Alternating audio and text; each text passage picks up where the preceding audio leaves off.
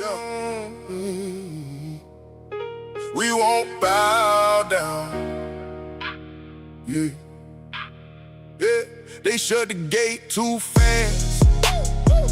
Call it peace, call it class. But I see who they wave through, and I see who they ask to move. Porch lights on the same old block, same old story, same old talk.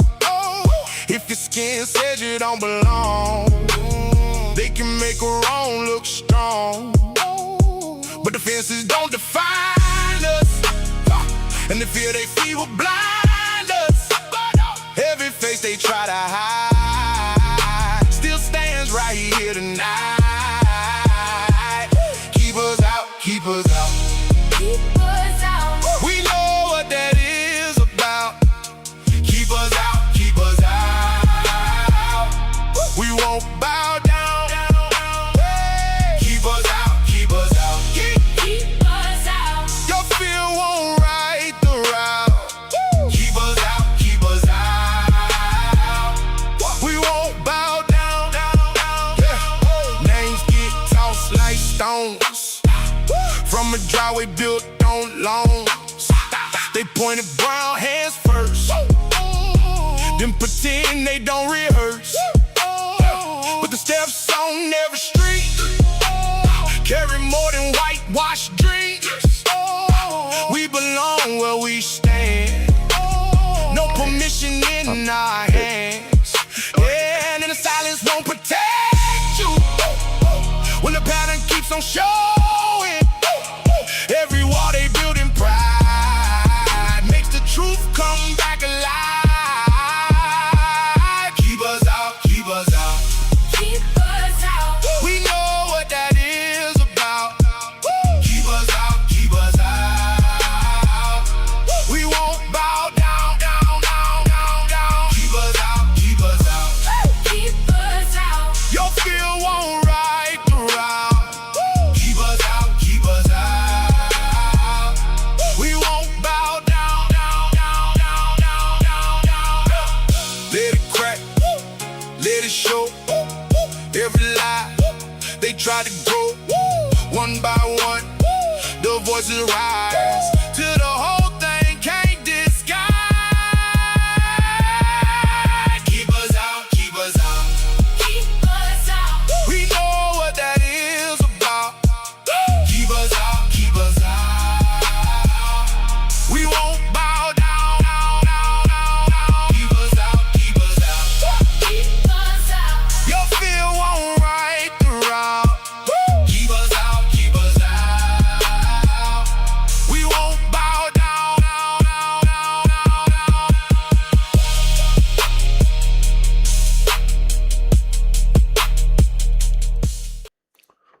What it do, guys? It's your boy, the Juice. And as you all know, my name is Troy Bradshaw, but I go by the Juice. Big welcomes those of y'all tuning in. Good to see a lot of you guys in the chat. Feels like it's been a minute. Feels like it's been a little while. Had to take a day off. Had to take a little breather, man. It's been a lot of crazy news out there, guys. As you guys all know, it's been some rumors that have been going around, and we got to talk about that tonight. We got to talk about that. So much has been going on, guys. So much has been happening, and obviously, you know, we're going to address that, but there's some other things we need to address as well. First and foremost, you obviously got to give credit where credit is due, and I just wanted to say thank you once again to Chris McDonough from the interview room for just digging up very important information. TMZ also digging up some information. Don't know if it's true, but we definitely got to read what they said today in regards to Savannah, and try to read it between the lines at the same time too. Unfortunately, what has taken place in recent times, which you know, I've been hearing about this before anybody even brought it to my attention. Um, there has been some allegations and things that have been stated about Savannah. So we're going to get into that tonight. We're going to dive into some talks about the note that was left that disappeared within minutes, that was left by Annie, Tommaso, as well as Savannah, the one and only day they had visited the memorial site when they came by that one day. It's a couple things. There's a lot of things I'm gonna try to get through tonight. I know it's pretty late. I hope you guys are having a really good Wednesday night, going into a Thursday morning, because it's officially Thursday. I don't know the weather, but for me it's 1:21 in the morning right now, so it's late. And it was questionable if I was gonna go live tonight.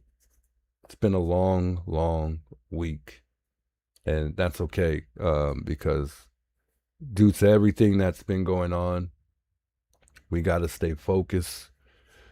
We gotta ignore all the critics. Just, you know, we're gonna go through things. You know, it's just part of the game, and it just happens. It happens, and through it all, I will be humble regardless, and I'm not gonna let none of this stuff get the best of me at all. Let's start it off by saying a prayer here. I'm not gonna waste any time at all. We're gonna get right into it here. I'm questioning whether or not tonight I should open up the phone lines. I'm not too sure if I'm even gonna open up the phone lines. But we'll address everything just in just a second here. Let's dive into a prayer. Let's say a prayer here for Nancy, of course, and then we'll get it going. Get this train moving, man. Prayer for Nancy, guys. Join me if you want to. Prayer for Nancy. Dear Heavenly Father, I would like to just thank you once again for the opportunity and time to get on stream tonight and, you know, express my thoughts and hear other folks' thoughts. I just want to just really pray that, Father, you continue to watch over us all, watch over our families, look after us in every way. Father, I know that you're watching everything, and you know everything that is going on and everything that's taking place. And I just want you to just keep continuing to help us all pray for one another, look out for one another, and just help one another. In dear Jesus' name, amen. And just real quick, we'll just dive into a brief moment of silence for Nancy.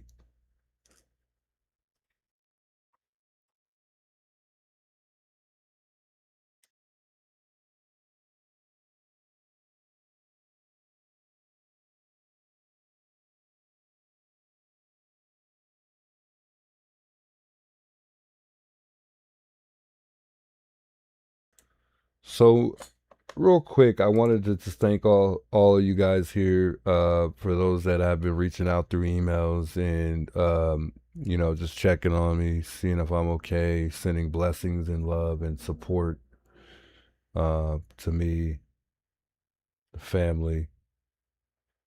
Much love, guys. I appreciate all you guys.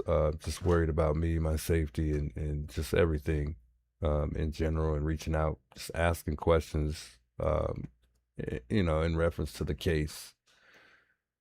Not specifically mine, but wanted to say hello to those y'all tuning in, by the way. Hello, guys. How y'all doing tonight? Texas Angel, how you doing? Kindness, how y'all doing? Bourbon, big welcomes. Tammy. Hello, guys. Hello. Thanks for the jewels. I appreciate it. Cynthia, big welcomes. Humphrey, good seeing you. MC, Kindness, Haya, Made in the Dark. Shouts to all the members plugging in. Shouts to the mods, of course. I appreciate everything you guys do. Linda, big welcomes. Michelle, good to see you in the chat. I appreciate the floating heart. Thanks so much, Tarek.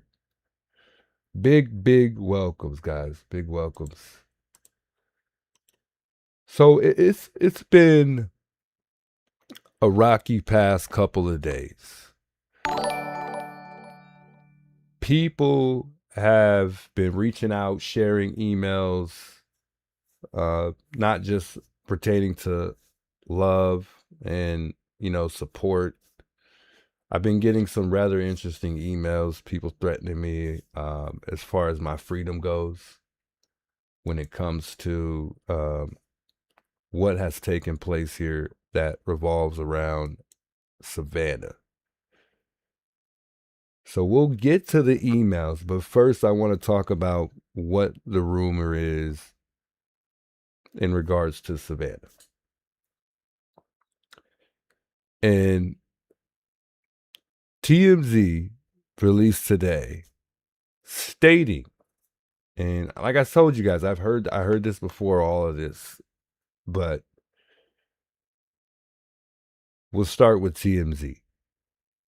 TMZ reported that Savannah contacted law enforcement, and this was earlier this month after she says that she learned a controversial YouTube personality was streaming outside of her home. According to police records, I know, police records, and I saw it myself looking at police records, and we'll pull it up in a minute. But according to police records obtained by TMZ, Savannah reached out to authorities on June 11th, and she told them she received information that a YouTuber known as Criminal Network was live streaming and parked in front of the Arizona residence where Nancy was abducted. The report says authorities identified the individual, which was Alex, from previous allegations. Police documents state Savannah is the one that's responsible for parties connected to the property, and said she's been dealing with several internet-based true crime vloggers. Not vlogger, vloggers. Including Zabel, okay? It adds after vloggers, including Alex. According to the police, she's been extremely upset upon learning he was back outside the residence. Now, mind you, police have came out, they've made contact numerous of times. You guys know the deal. There's no need to even talk about it. There's no need to even really dive into details. For those that know. Authorities wrote that over the past several months, Savannah had repeatedly expressed concerns about the activities of certain online content creators ever since her mother's kidnapping, and told investigators she feared for the safety of herself and her family because of some of their actions. According to the report, Savannah did not know exactly what Zabel was allegedly saying or doing on the live stream at the time, but police noted that his presence near the home was upsetting. Okay. The complaint was apparently forwarded to Pima County Sheriff's Department Patrol Division, where deputies were already responding to a call for service related to the situation. Police say that Savannah was informed deputies were heading to the scene, and she thanked the Sheriff's Department for its attention to the matter.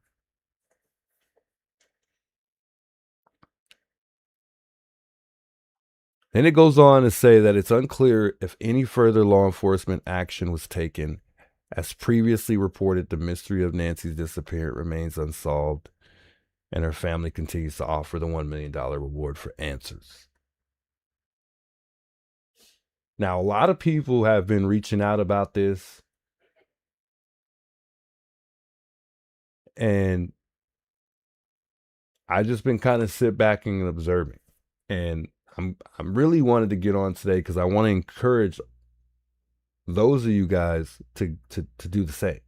Sit back and observe. Be patient.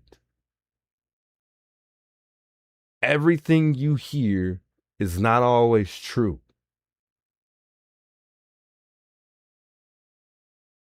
I get it. Some people aren't patient. Some people aren't going to wait. Some people figure out facts. But I encourage you all to just be patient, because people are emailing me stating things like this, but they're leaving out where they learned this information. They're stating this information as if, excuse me, they know for a fact this is what's going on.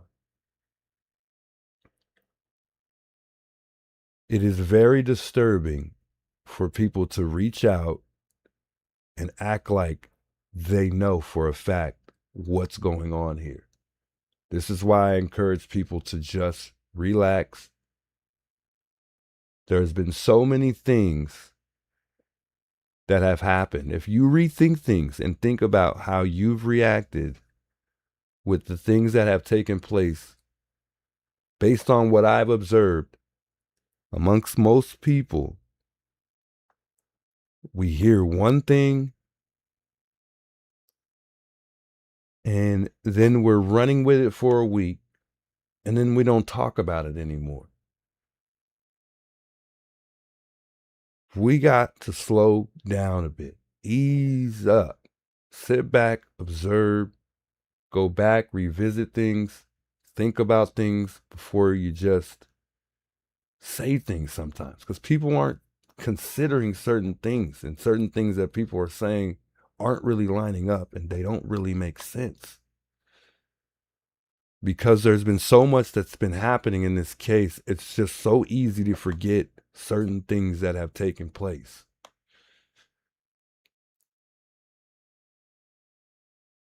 I don't know for sure if Savannah really called the police. I'm hearing, there's people on X, somebody on X, talking about, that they've tricked the sheriff department into believing it's Savannah. It's been trolls. It's been people in the neighborhood, and maybe the guy that comes by has made some reports, to the police. I don't know. I have no idea. This is why it's important to kind of just sit back and observe for a minute. Now I know Alex is fired off, and there have been some things stated in the records that most people are going to assume make this a fact. And I'm going to pull it up. I'm going to pull it up so we can read it. We're going to read it together.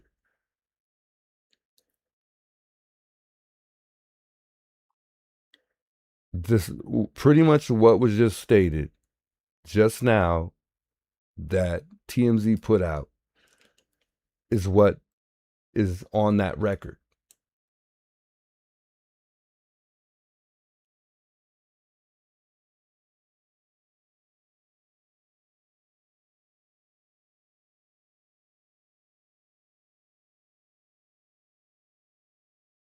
So everything that I just stated right now is on that record. It's on this record that TMZ put out. So they dug up these records and shared it. just today.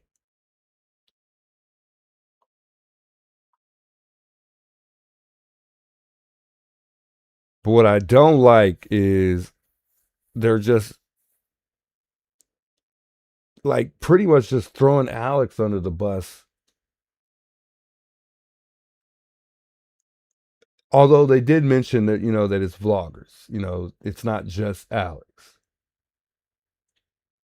I don't know if Savannah has the time. I don't know if she's, I don't know. I don't know any of that.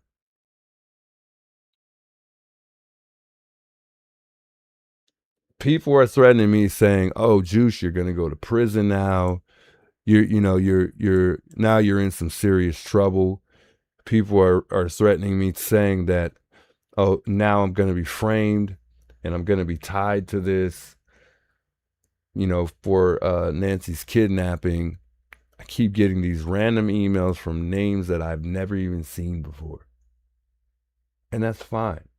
It's fine, because you're not going to get under my skin. It's not, all I'm going to do is block you and move on. We need people's support through this all. If you're going to help, just help. Simple as that. If you're going to help, just help in the way you want to help.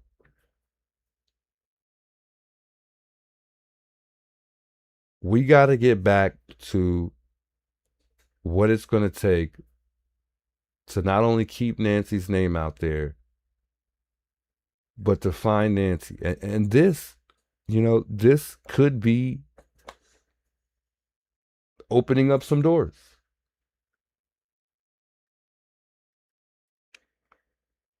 But I'm tired of talking about me. I'm tired of talking about the case. That's done. We're done with that. People keep calling. They're trying to dig up information. And I get it. People are reaching out for good reason and they care. I get it.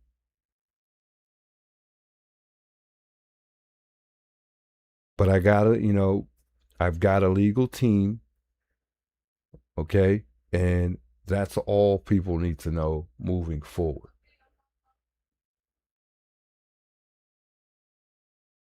But folks gotta stop trying to tell me what I need to do.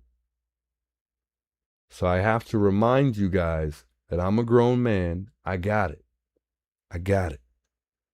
You can share lawyers. You could share, information that, you want to share. If you want to share it, I'm all for that. I need it. I appreciate it. But we got to stop telling me what I need to do, because it's getting overwhelming now. It's starting to get really, it's just, we got to stop. I get people are sharing their personal information based on how things go in their particular situations, but this is not the same as your situation. It's not the same. And it may not go how your situation went.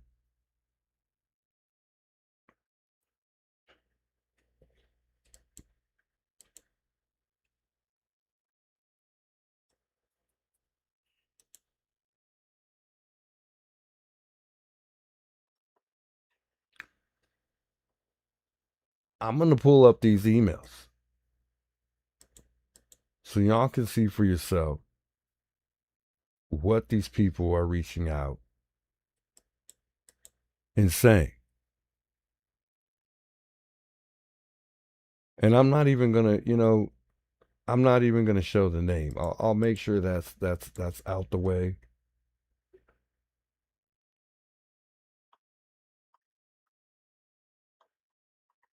But it's at the point where it's like, all right, guys, I gotta put my foot down here, because people are just continuously trying to tell me what I need to do.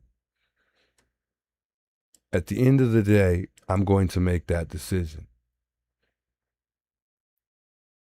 And if you have 50 people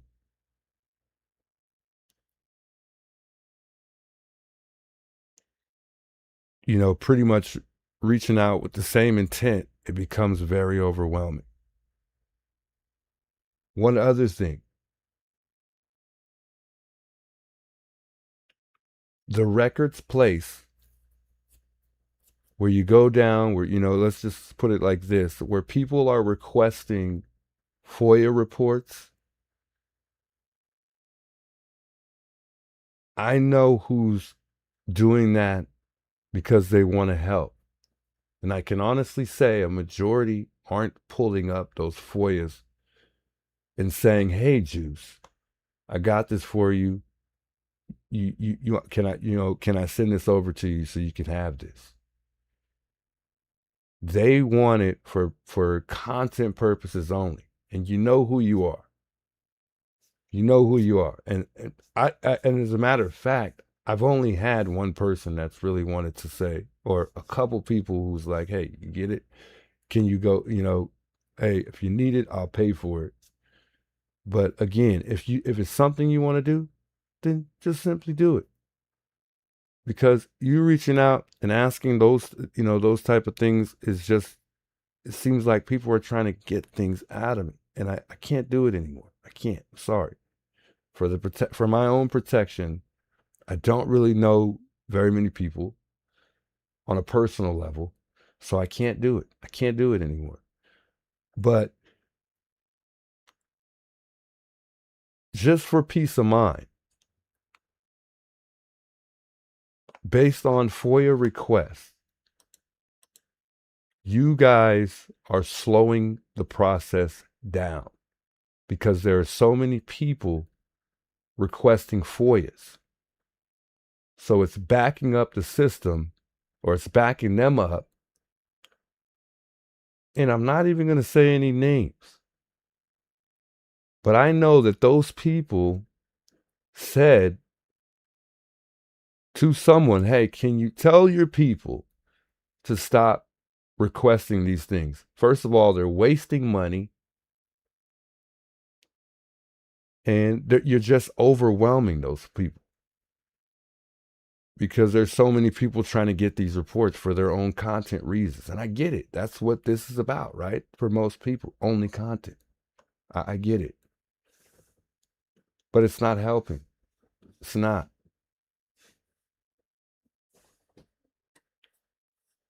And it wouldn't hurt to help. Hey, maybe, hey, how many people have, maybe came down here and did this? Maybe they'll tell you. Maybe they'll give you an idea. I don't know. Maybe that's confidential. I'm not sure. Apparently not, since I know that. But if you're gonna help, just simply help. If that's what you want to do, just do it. You don't have to ask a ton of questions to see this and that and the third. And I hate to have to put it this way, but I mean, I'm going to just keep going back to just be patient. We're going to get back to all of this and be able to express it all. We're going to be able to share every bit of it all when it's all said and done. Every bit of it. And nobody's going to miss a beat.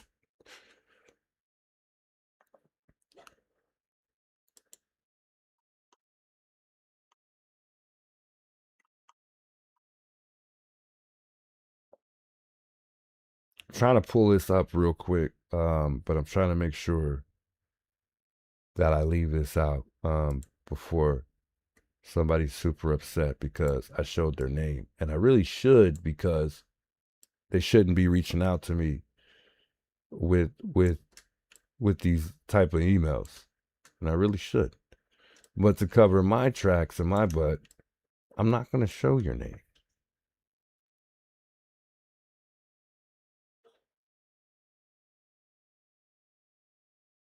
But JLR is getting threatened.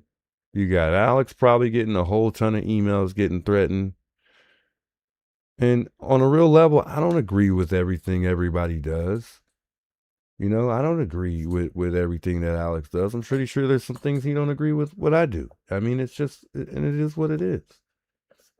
But that's not going to stop us from communicating and continuing to support the case. I don't know why what we have going on has to do with bringing Nancy home. I don't get it. I really don't.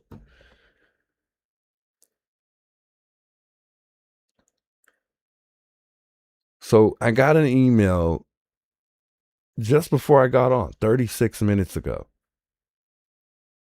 And here we are, getting ready to hop on the live.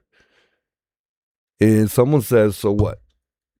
So see what? JLR do every time he starts trouble, and then he uses y'all for content. He runs away. He knows you are soon about to face charges for misusing those funds, money, and that's why he's so-called taking a vacation. We know that's not true. He was smart enough not to put y'all account in his name because he knows the consequences that come behind using the money for something else than y'all intended, for which is a lawyer, and it's prison time for fraud. Due to the fact it was, and then they're stating, my girlfriend's name, Gabrielle, bank account name, she will be charged as well because it is accessory to commit fraud. Not only that, people are threatening me about the give, send, go, as if we're not using that donation money for good intent. JLR is getting you all a criminal record. Alex is really in big trouble now after that tweet to Savannah, because now they may connect him to Miss Nancy's kidnapping. We all try to tell you that people judge you by the company you keep, and one bad apple can spoil the whole bunch.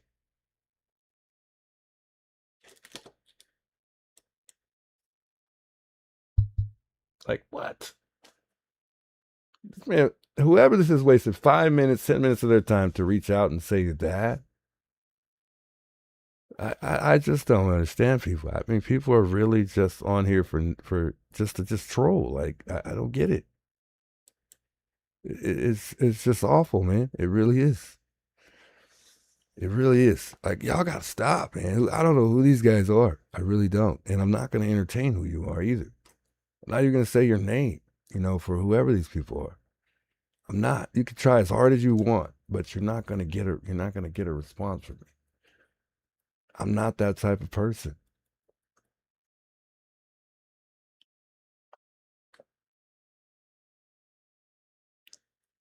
But it's at a point where, I'm starting to realize who certain people really are. A lot of, and I'm not going to say a lot of people, but some people are getting on here. They're acting like they're your friend. And then next thing you know, they're backstabbing. So this is why, and I thank them for that, really, because it's waking me up to be like, yo, Juice, you gotta hold back. I know you want to be nice. I know you're a nice guy, but you got to hold back, because for one, you don't know these people, and you got to keep reminding yourself that not everybody's here for good intentions. And I would say there's a good majority that are. But some of these people are really doing me wrong.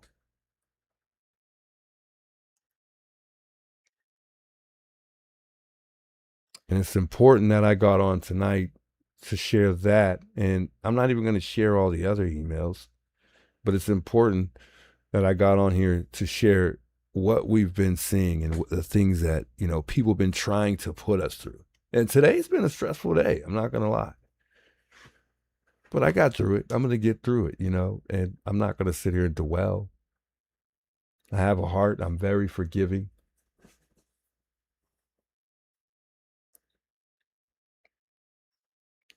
And I'm very humble, and I have patience. And I'm encouraging folks to do the same, to just have some patience, because some of this stuff, it may not be true. And we don't know until that's proven.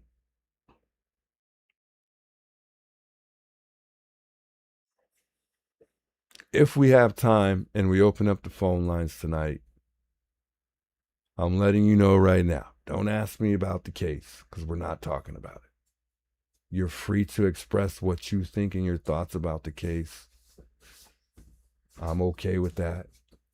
whatever you want to say about it. If you have advice or you want to tell me what I need to do, as I've told you, I don't need anybody to tell me what I need to do.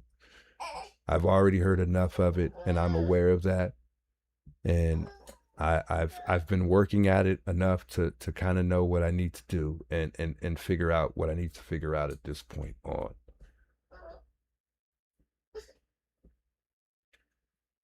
I will make sure, I told you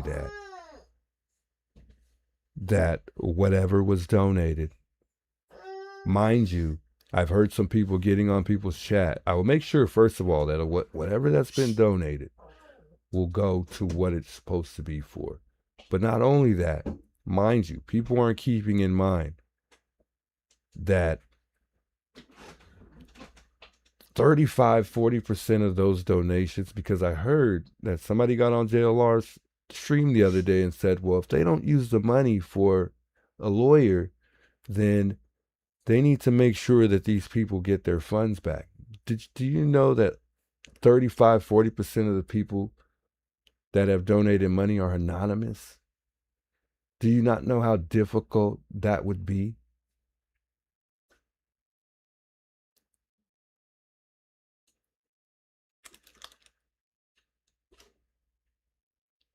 We've been here for good intentions, yet people are coming up with the wrong ideas. We've made effortless efforts to try to keep Nancy's name out there and do everything that we can to try to dig up any bit of little information that we can, on stream and off.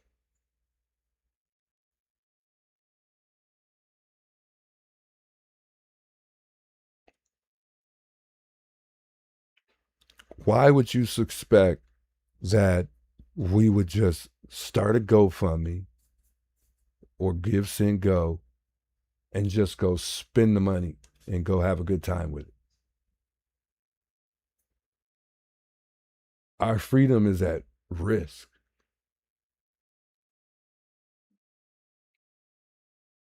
We don't want to we don't want to go to jail for doing something that we feel like we are innocent for, that we know we are innocent for.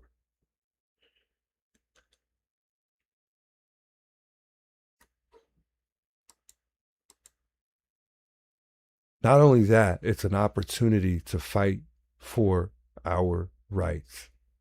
Our, not mine, ours. It's an opportunity to make change. It's a big opportunity, as people have been taking notice of, to get that guy out of office.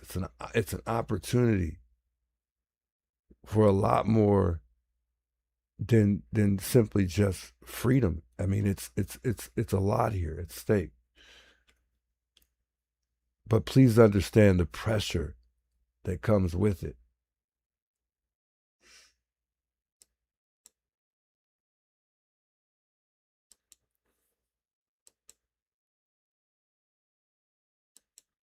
I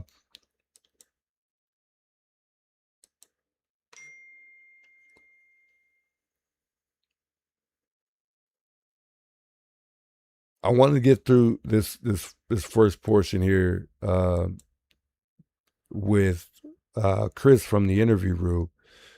They were talking about that letter that Annie had left. There was a letter, and we read it. We read it a couple. I want to say it's been at least almost a month now since we read that letter, and I think it might have been. I want to say it was Maureen or Ashley Banfield that showed that letter. When we read that letter, we couldn't see the whole thing.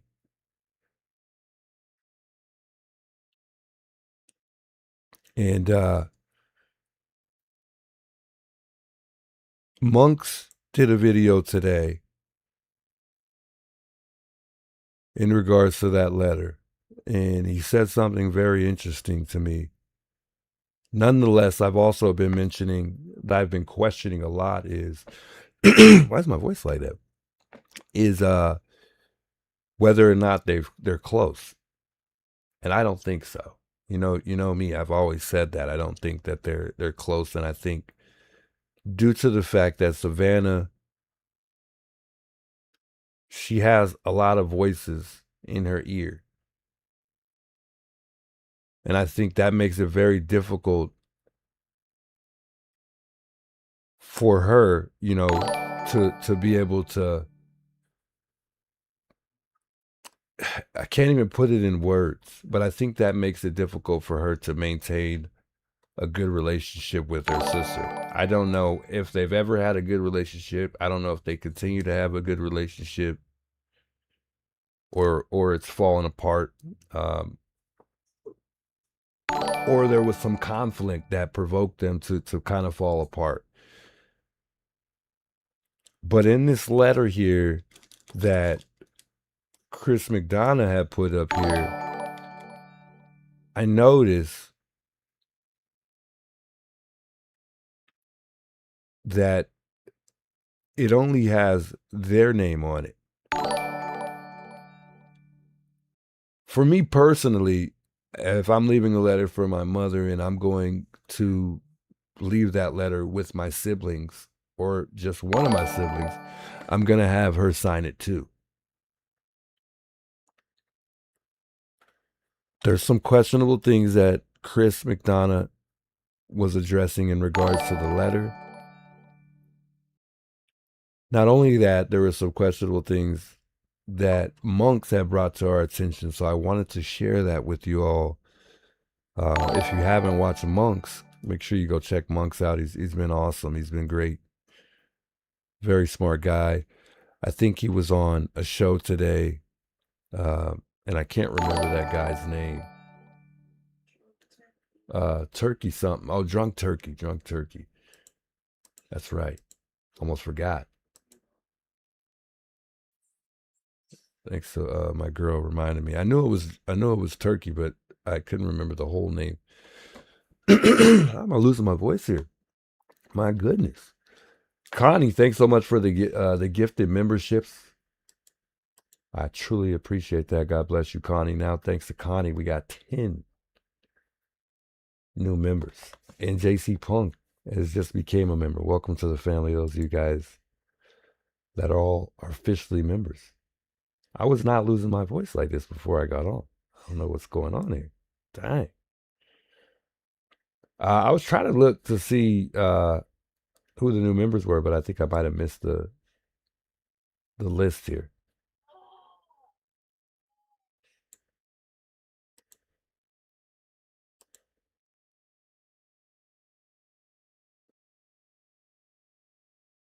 Trying to see if I could pull it up here. I don't see it. Ah, there we go. I like to go through my new members here, shout them out, and welcome my new members, of course. Conspiracy, welcome, man. You're officially part of the family, along with Raider. I want to say Shao. I'm not gonna even try to say that whole name. Donna K. Miller, as well as Lori and Track Barker, Tina Marie, User, and Janice are all officially members here, as well as I think I'm missing one here. But welcome. If you guys are officially members of the channel, welcome to the family. Welcome to the team, folks. I appreciate that. Connie, shouts Connie. Can't thank you enough here. Let's play this interesting video real quick, and then we'll dive into a little bit more. I got something else I want to show you guys that's pretty interesting. You might have seen it, you might have not. I'm gonna guess most of you guys haven't. It's just kind of something to think about.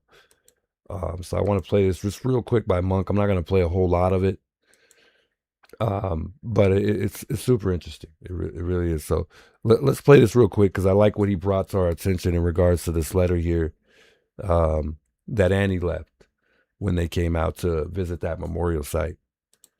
Our hearts are broken. Again, she adds that darn exclamation point. So when I read our, I looked at who signed the card, and that would be Annie, Tommaso, and Omo, which is their young son, their 13-year-old son.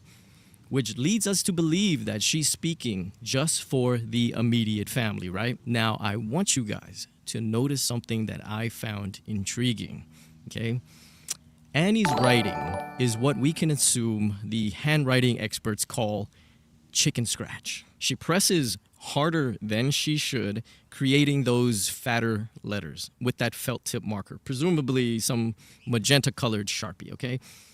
Now, whoever wrote the names isn't so heavy-handed as Annie and angles the tip of the marker almost straight down to get those thin, lanky letters. Now notice how different Annie, Tommaso, and Olmo are written. Look at the O's in the names, okay? Compare it to the O's written in the body of the card. Whoever wrote the O's in the names always slants it towards the right, okay? Now you can't unsee it, right? Whereas Annie writes just a regular standing O, which leads me to believe that adding the names was an afterthought, not by Annie, but by someone else. That someone else came in after and pretty much made Annie's inclusive letter that she's trying to encompass the entire family and loved ones or whatnot. And by adding names, that person made this an exclusive letter. And so I do believe that Annie wrote this with the idea that it was to encompass all of what her family is feeling, which would include Savannah, it would include Cameron, and anyone else who loved her mother, which is a much more beautiful message, a more complete way for our hearts are broken to be taken. So whoever came in at the end essentially ruined that. That person, I will say, pretty much shut the card on anyone else's pain but their own, which I will say is rather selfish. And like I've mentioned before, the walk to Nancy's memorial, in my opinion, was simply to show solidarity between Savannah and Annie and Tommaso. Do I believe that they're that close? Not really. The last two people to see Nancy Guthrie alive are, of course, going to get heat on them in this case, as it was reported that the police had Tommaso as their person of interest from the very beginning.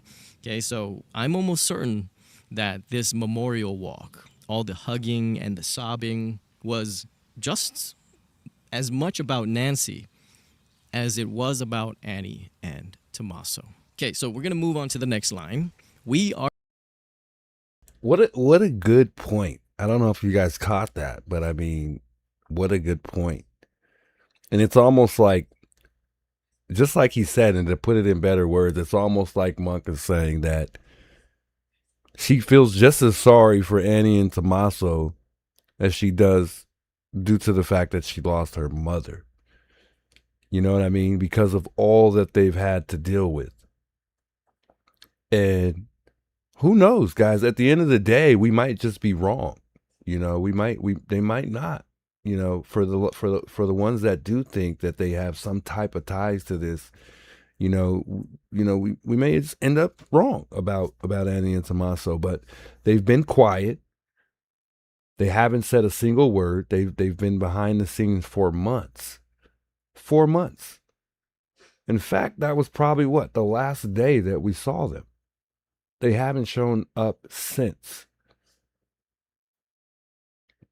And we've talked about this many a times. You know, I think that they're in fear for their safety. I think that's I think that's the biggest thing is them, worrying about their safety. Not only for them too, but, also their child, because they do have a child. And you know what? I'm going to play the rest of this through here, though. Hold on, because I want to get back to something else here. We're standing on ash, on scorched earth. Now, I'm sure this line is the line that has most eyebrows raised. Just one eyebrow, if you are extra appalled, right? Now, I believe what she's trying to express is just pure devastation, okay? That their world has been reduced to ash. It's a very dramatic way to put it, right? But she's a poet, and her words are usually based in metaphor and just not words that, normal people writing would use. Then she uses the dreaded exclamation point again. The letter continues, "But mom, though we are surrounded by so much darkness and uncertainty, our love burns bright." She's saying that even though she's standing on this scorched earth, that By the way, just real quick, wanted to thank Southern Grace for the $20 super chat. She says if anyone feels the need to send an email, sit and ponder on it before you do. Encourage yourself to share uplifting and encouraging words full of love, as these are the words that need to be heard at this time. I truly appreciate that, Southern Grace. Well said. God bless you, Southern Grace. Truly appreciate it. they still have a lot of love and hope that they're going to show resilience, past all this darkness, keep the faith, blowing on the embers of hope, I believe, because of how much they love their mother. And so she ends it with, "We love you, mommy. We miss you so much. Our best friend." And she ends it with 2 exclamation points. So the card ends pretty clearly.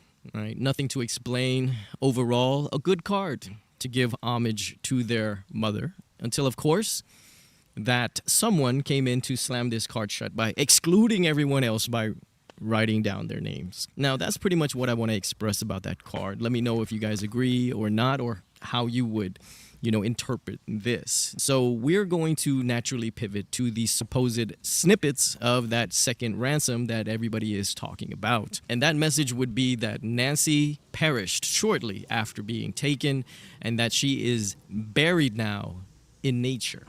Okay, so the interesting thing about this letter is that it's not a ransom note. They don't make any mention of money that we could see. Now, it's also been clarified by Brian Enton that this letter is also not an apology letter, which has been circulated. Also, that reminds me, there's been a lot of things going around about the fact that, 143 days later, Savannah is now pretty much telling us that, Nancy's no longer with us. Now, remember, originally she questioned it, or she gave her, she didn't necessarily, she kind of questioned it, but she kind of, she wasn't for sure saying that, she's gone. She just said that she thinks that her mother is no longer with us. But people are learning that she already knew that she was gone. And people are really starting to question that. Although I don't know. I'm not sure, but that's what's been going around. So, I mean, you got all that on top of a second ransom letter that's pretty much just being, more information based on that second note is just being given out. Why they're doing this, I don't know. I think this is just causing people's heads to spin even more, because that's pretty much what a lot of this case has been. We've been digging up information little by little, but no one can, no one's really sticking to facts. They're running with what they hear, and it's spinning them in circles and causing people to think all kinds of things. And it's just not helping other people out. One person's opinion, spins someone else's and multiple other people's opinion. It just keeps going, not only in circles, but it's people are just thinking things that they shouldn't even be thinking, to me. But that's why I encourage people to just kind of be patient and sit back and observe for a little while. It's kind of observe. We got to limit ourselves from throwing. So I just wanted to throw that out there. That it was, sorry she died, but it wasn't. It's more or less a statement about what happened to Nancy. Now, for me, it could only be one of 2 things. It was definitely emailed by someone who is highly sophisticated, a highly sophisticated troll, possibly, that knows how not to be tracked by even the likes of the FBI. Now, the purpose of creating such a prank is beyond me, except to know that there are all types of strange individuals out there in this world. So let's go ahead and move on to the next avenue. And of course, that that this message is actually coming from someone involved in Nancy's kidnapping. Is this the letter that Savannah referenced as tending to believe is real? Okay, something the FBI took very seriously, according to TMZ. So if so, then we're being told that Nancy was alive when she was taken. But the concerning part, of course, was that she perished shortly after. We let our imaginations run wild, right? Was she roughed up because she still had a lot of fight in her? Did her heart eventually give out because of this traumatic event? Why did she perish so shortly after? Now, if I had to guess, right, I would assume she wasn't handled in any gentle manner in order to get her out of her own house. Nancy, to me, anybody, no matter how weak you are gonna give it everything if you are being taken out of your own house against your will. And so moving on to the next line, that she is now buried in nature, well, that could be anywhere. Perished and buried in nature. And if you think about it, that is a bit of eloquent writing, don't you think? Early on, it was speculated that Mexicans from across the border. What right? does that sound like when you think about that, to the fact that Nancy's buried in nature? It almost, to me, and somebody brought it to my mind, but I've already questioned this several times. And not only that, but I've also threw it out there, and I don't think really anybody really said much about it, but what if Sheriff Nanos or somebody, not Sheriff Nanos, excuse me, I'm not even talking about him.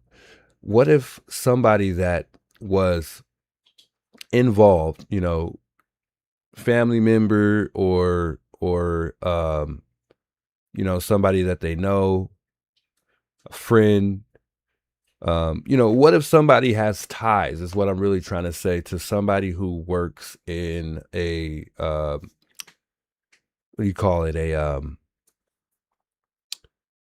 A graveyard site. What do you call it? A morgue. But there's another word for it that I was looking for, but like a morgue.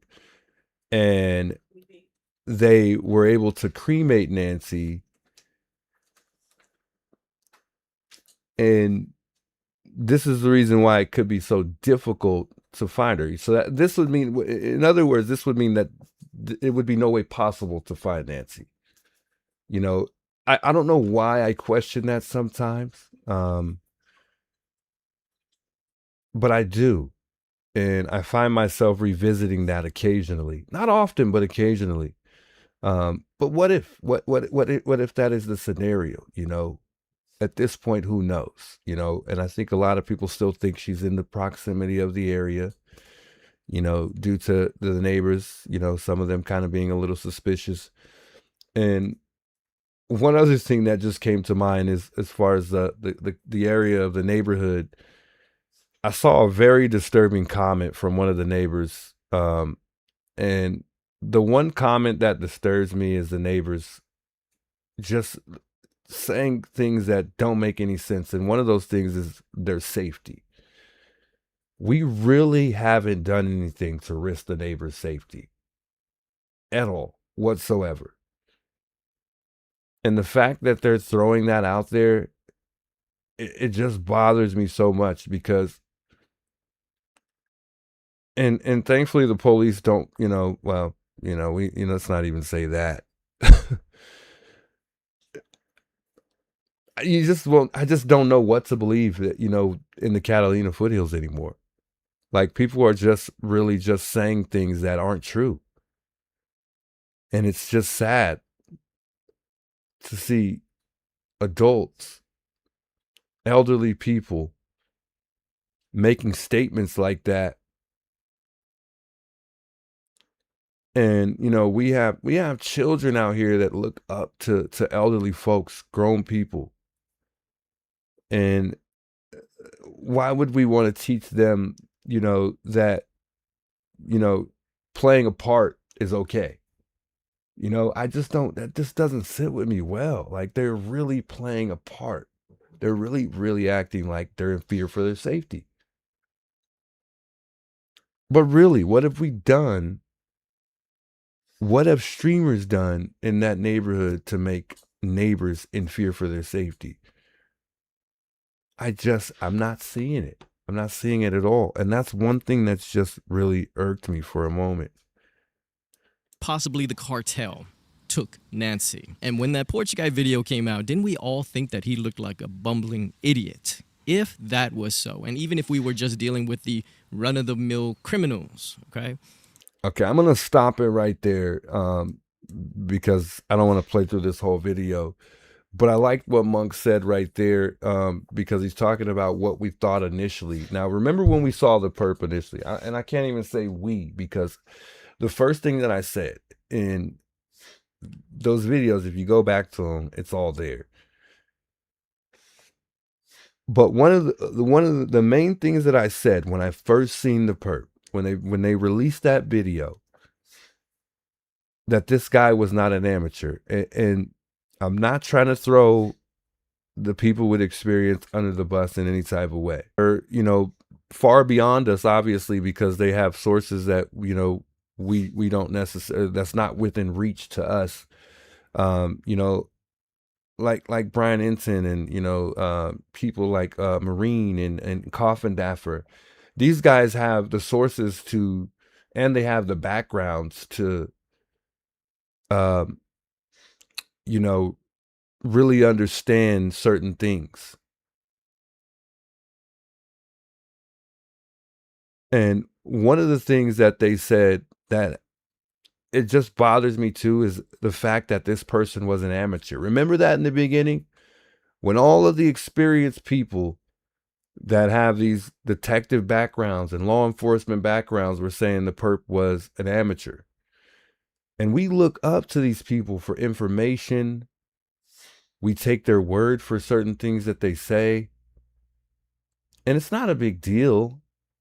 But that's the one thing that they said in the beginning. And lo and behold, I kid you not,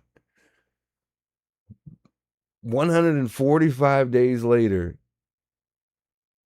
all of these people are saying that they weren't that this person is no amateur. But they criticize us for throwing things out there that aren't valid. You know what I'm saying? And I'm not saying that they do, but I think everybody sharing and expressing their thoughts is just how it goes. It's all speculation at the end of the day. But the first thing I said when I saw that video was, this guy's not an amateur. I knew from day one, this was going to be one of those situations that took a long time. And I'm no detective. I don't have the experience. I've never done crime before. But I have been around a lot of people growing up in the neighborhood that I grew up in that are all about crime. And sometimes I don't think people who work homicide for a living understand how a criminal always thinks or can determine, if a criminal is an amateur or not, for better word. But this is just going to take time. It's just really going to take time, but I just figured I'd share that just because, be careful what you listen to. Be careful where you get your information. Not everything is true. And that's just an example, of that to me. But I love all of the people that have the experience, that develop information that we need, to understand certain things, like Coffin Daffer, Lover, Maureen, Lover, Ashley Banfield, Lover. That they're all great people. But I think sometimes, just like ours, their judgment is wrong, and that's just that. It's just what it is. But I can honestly say, I think a lot of folks weren't too fond of us streamers going out to Nancy's. And I'm glad, Chris was, one of the few that really understood. And it was nice to see when he got out there, him say pretty much word for word all of the things that we were feeling when you're physically there.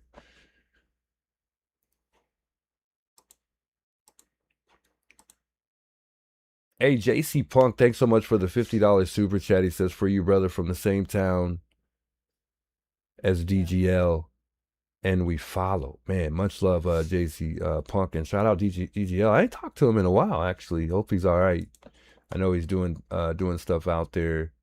Or he said, no, is it DGL? No, DJ. Is it DJL? Not DGL. I'm sorry. Who's DJL? What am I missing here? DJL. Much love, Punk. It'll register in a minute. I'm a little slow, so forgive me. Chris brought us up, and I wanna play a little Chris here. And they were having a conversation about the streamers just earlier, and you guys know Chris has been talking about the streamers quite frequently, as well as things that he discovered in the neighborhood. The interview room's got a show tomorrow. I actually can't wait because I heard that his wife spoke to one of Nancy's girlfriends, so I can't wait to see what she dug up. I don't know if you guys heard that. Are you was he talking about DGL? Oh, okay. So he actually meant DGL. Okay, it said DGL. I'm like, okay, maybe I'm not thinking of the right person. Yeah, South DGL. Out in Bakersfield, right? I think Bakersfield.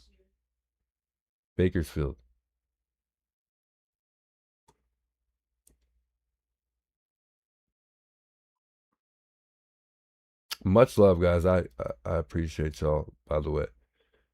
Shouts DGL. They said, thank you. We love DGL too. Yeah, we love him. We love him, man. He's great. He is great.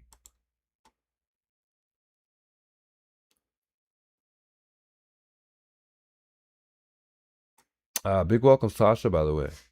Gertrude, good to see you, Texas Angel. Trust none and do research yourself. Yeah, I agree. And don't get me wrong, there's a lot of trustworthy people out here. But it's just better to play it safe, you know? You got to play it safe. That's all it is.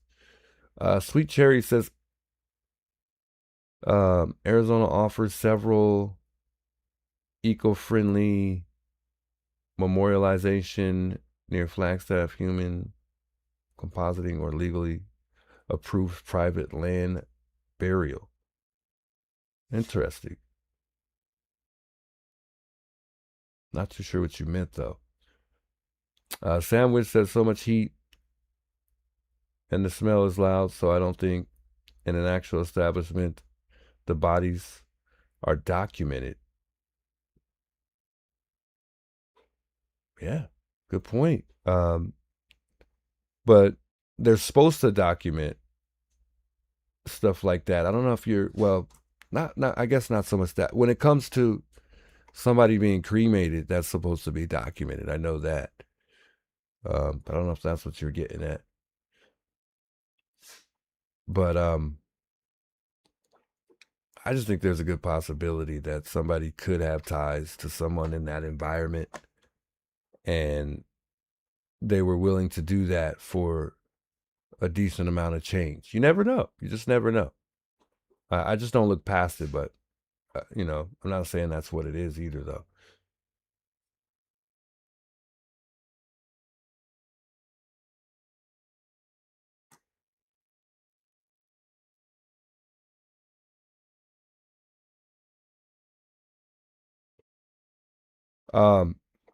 Real quick, I want to show you guys something real quick. I think, speaking of DGL, he posted something not too long ago, or maybe it was a while ago. I'm not too sure about exactly what was going on, but there was I guess some McDonald cups that were outside of Nancy's, just kind of laying next to the memorial site. And I know somebody was trying to tell me about it, but I can't recall, or I didn't really pick up where this receipt came from. And actually, let me just show you guys real quick.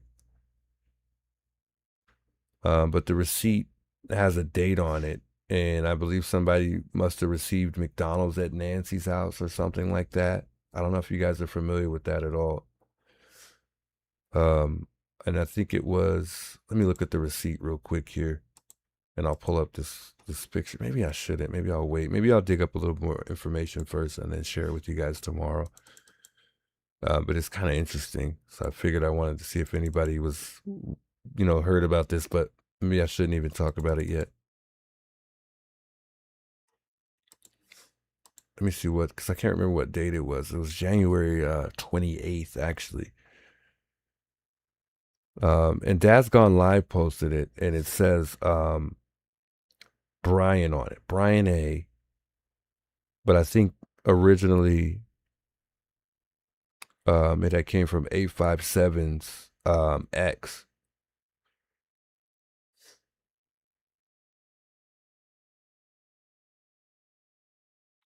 Oh, I guess it wasn't a McDonald's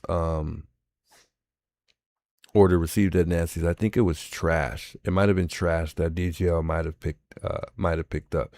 If you guys can find this, maybe send me the link so I could see what DGL was talking about here. I'm gonna show you guys this. I just can't remember what somebody told me when they ran this by me. But I'm gonna just show you guys this, and maybe it'll ring some bells. But I think he had posted this here, and it's a McDonald's like receipt. If you get like an order, like it's DoorDash or something like that. And it says Brian A. I don't know if he's referring to somebody like. Obviously, he's referring to somebody being there at some point in time before Nancy was actually taken. And it says January 28th on the receipt. And then you got cups here, which is trash, left on the, near where that memorial site is at. And look there's Tucson's tag, kind of barely see it. But I thought that was rather interesting. I'll see if I could dig up some more information on this because I didn't catch it when it was presented to me. But kind of weird. And I think DGO had picked that up maybe outside, I'm guessing. And he got there on the 14th is what he's saying on his post. And I'm not trying to twist anybody's heads up either. I'm just sharing this because somebody had brought this to mind. And I don't know if anybody's familiar with it at all, but I just thought that was a little odd.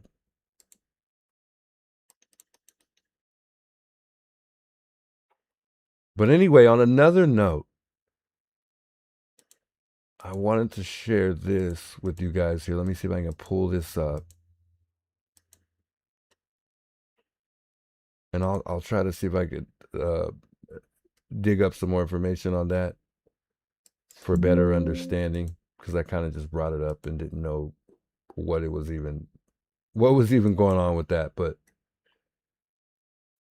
I got something I got to show you guys here, and it revolves around records.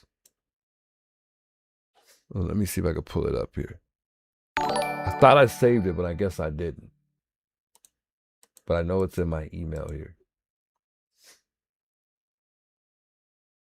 Who's Brian A? Good question. I don't know. Good question. Not too sure.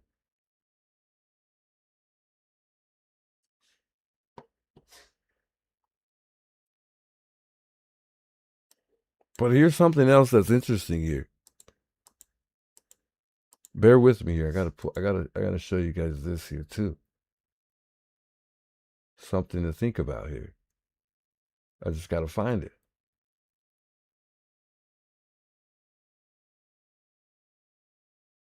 Hold on. Did I not send it to myself? All right, let me send it to myself, guys. Hold on.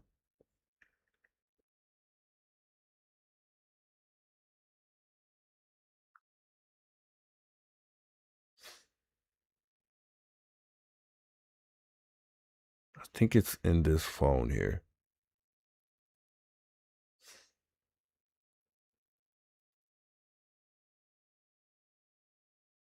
Yeah.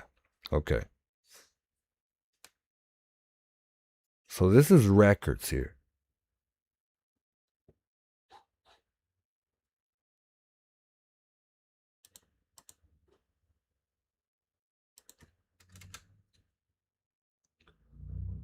So based on the records, what I'm trying to say is, I'll get it up on the screen here in just a second. But so based on the records, I got a little information, and and these are records specifically on most of Escalante pertaining to the police reports. Now, you know that when there is police reports, they're public. And I'm going to show you guys the date when these records, from the time that, the records were requested up until June 8th. And in the records, you'll see that there's no report of Nancy missing. Now, I don't know if they redacted that or if they removed that from being public, is what I'm saying. I don't know if that's just something they don't want anybody to see whatsoever. But I also had an idea, since it's not popping up, that I wanted to share. But I want to show y'all this picture first. As far as the records. My computer's just giving me a hard time. It's not even loading.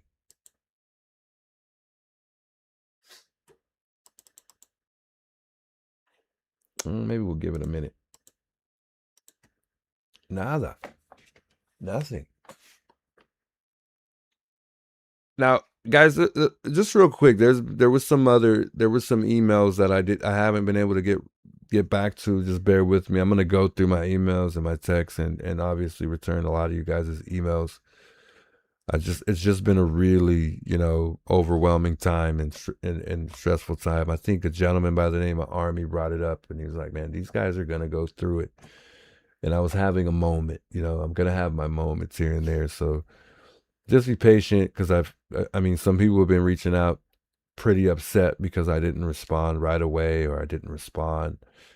So just give me a little time, if you can.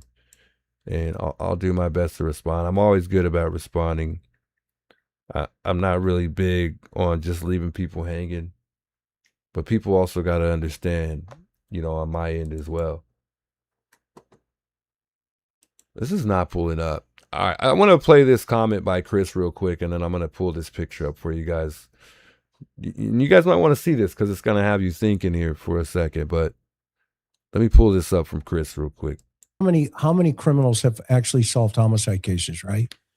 Each and every one of us on this panel has had that experience. Oh, yeah. And so, you know what? I don't have a problem with being friends with everybody. I really don't. That doesn't that's not my character that, is on the line here. I know who I am, and God is going to judge my heart for what it is, for whatever that means. Now, I'm not going to go have drinks with them. I'm not going to hang out with them in terms of, whatever.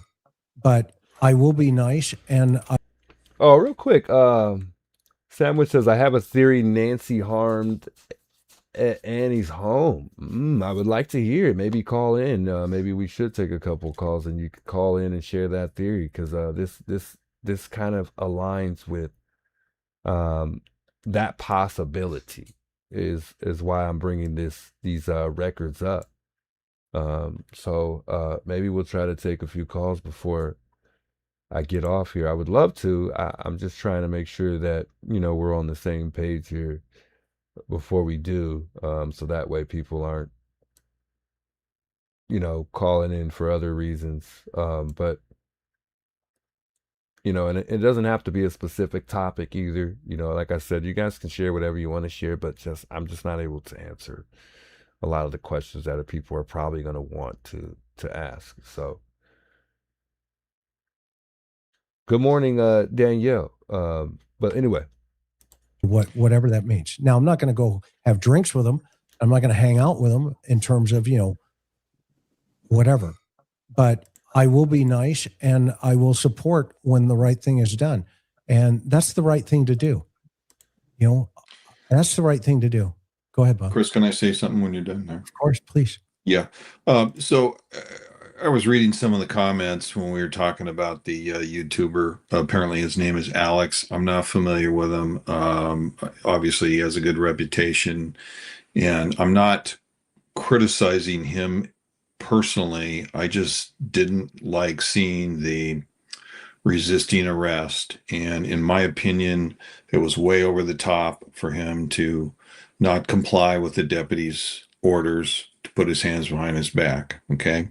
So I watched the video several times. I did not watch it in slow motion, but I did this for 36 years, and I understand the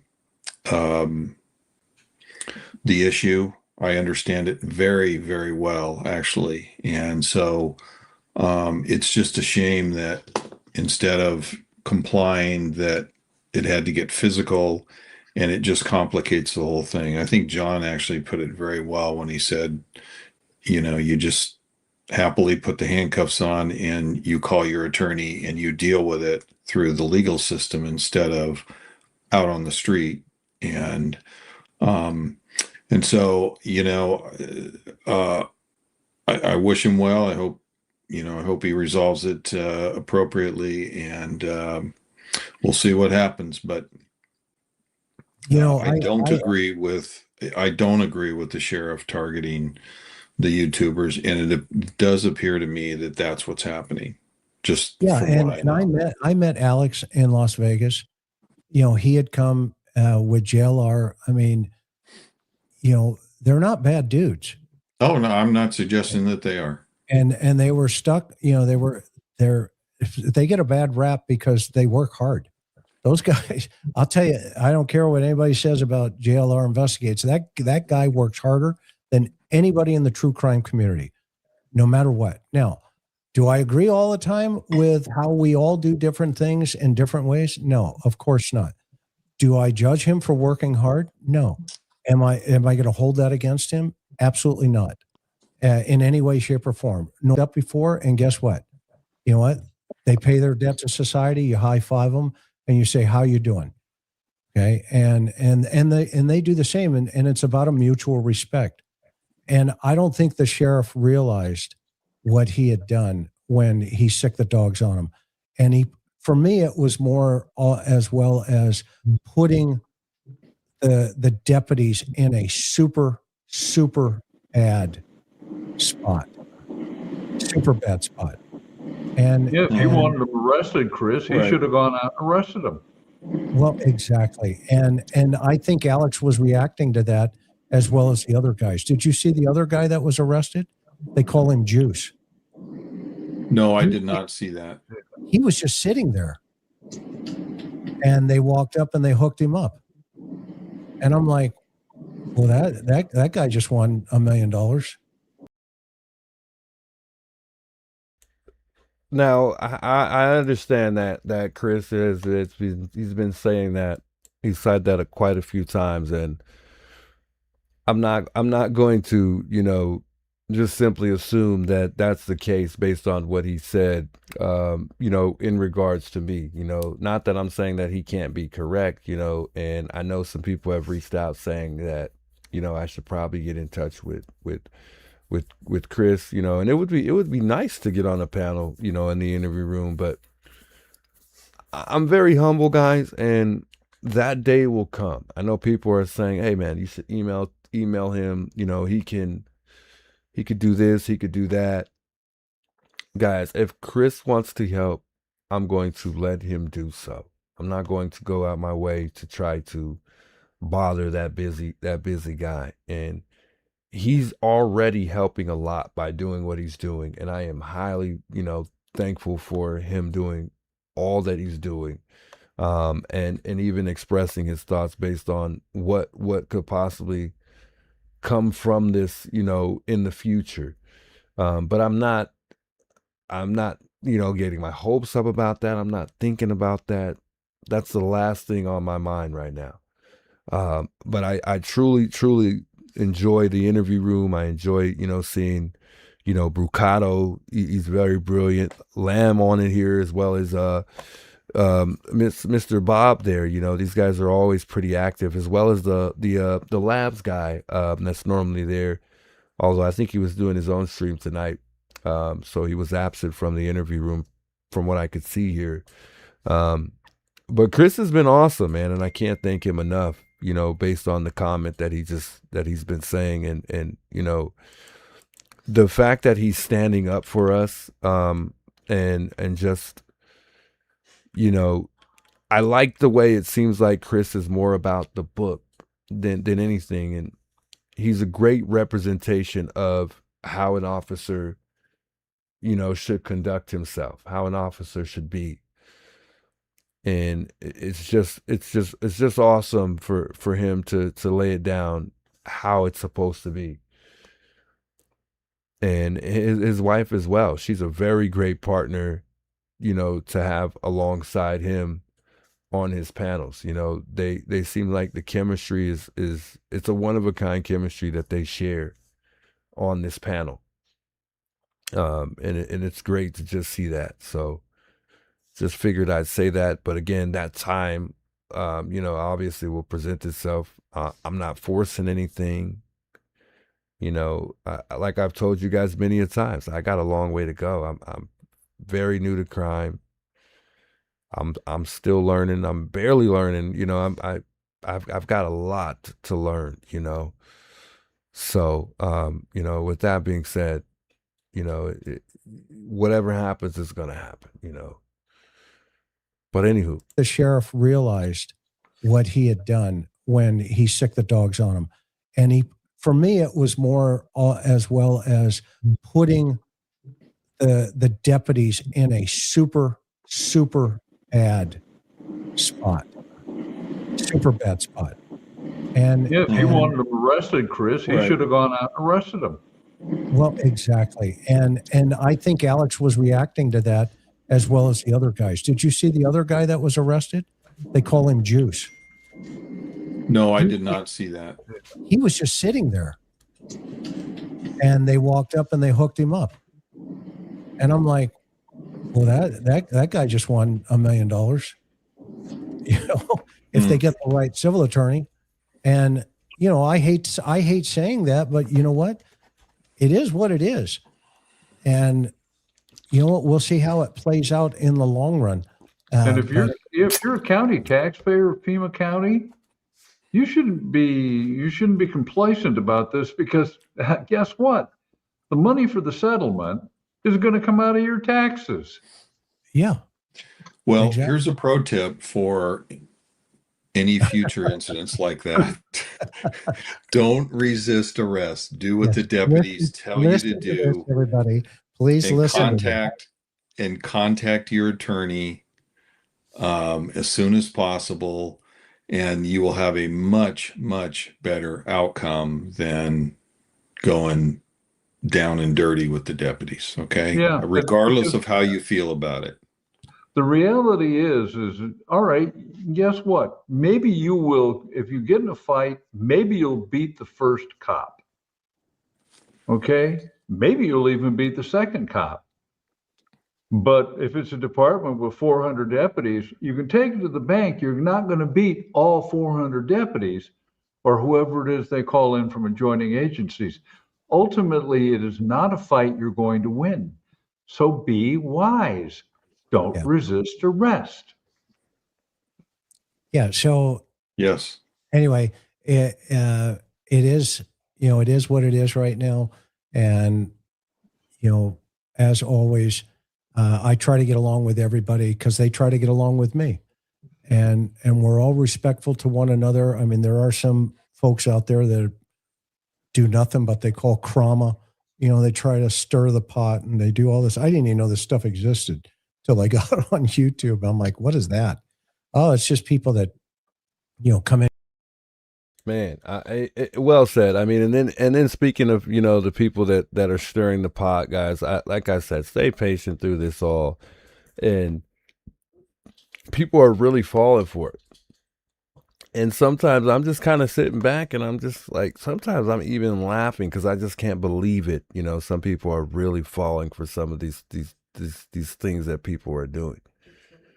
You know, the trolls are I mean, I can't lie. Some of these trolls are pretty powerful, you know, and I almost feel like that this might even be a troll that's posing to be Savannah, you know, who put this in, who's, you know, reached out, you know, to the sheriff, and this is a call, and it's not somebody that, it's not really her, you know, but based on the information, it kind of,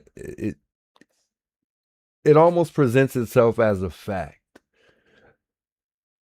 but at the same time, it's still questionable. And it just seems like everything that we discover in this case is just never enough. It's never enough to know. You know what I mean? It's never enough. So, I mean, it's like with some things, we really have no choice but to wait until somebody just comes and speaks out and finally says something. Just like JLR had mentioned, because he was talking to Alex earlier, and, you know, he never has asked for anything. You know, we've never asked for anything. And just to follow up on that, I don't expect a thank you from Savannah for getting out here and trying to, you know, keep the case alive. I don't even want to take credit for the effort in doing so, because I feel like it's all of us who have taken parts in keeping Nancy's name out there. You know, I don't even want credit for it. I don't set that expectation upon Savannah or anybody in the family. You know, I'm very big on empathy. You know, I try to empathize a lot, which means, you know, you put yourself in somebody's shoes. You try to understand what they're going through. You know, you try to understand, you know, Savannah seems like she's a very busy lady. And I only say this because it makes it difficult for me to know that she's got the time to spend time watching us. You know, and a lot of people don't think, you know, she has the time to take out to maybe watch the stream. But I think she's stopped by a couple times and watched one of us, at least JLR. No doubt. I mean, if somebody's out in front of your mother's house, you're going to get curious and you're going to want to see what they're doing. You're going to want to see for yourself. You know, it's one thing to play things by ear, but at some point in time, you got to see for yourself. And it's been long enough to do that. So I honestly think, you know, she's been by, you know, enough to see what's going on. Is she appreciative of that? You know, does she really care much? You know, is she going to thank us one of these days? You know, I don't know. Is she going to thank anybody? I don't know. I do know one thing, though. It seems like there are some reporters out there that are holding back on information that they shouldn't be holding back on, just to protect, you know, what was requested for the most part. And that's, you know, protecting the case. Obviously, they don't want to interfere in any type of way. But Savannah is highly, highly respected, and that's one thing that I've realized. You know, she's got a really, she's got a way with people. In just the news world alone, she has her way. Believe it or not. I mean, it says it all. I mean, based on how people, you know, treat her and you know, just how much they respect her alone. And I just, you know, I wanted to put that out there because, I mean, just think about that. Just think about that. Just let that sink in for a second. You know, you don't think there's a reporter out there that knows a lot more information than we know? By far. By far. Going back to this real quick, and I want to open up the phone lines for a second here before I get off because I know it's really late. But just real quick, I wanted to show you guys this real quick. Good morning, by the way. I know some of you guys are just tuning in here. Sandwich says media politics. Indeed.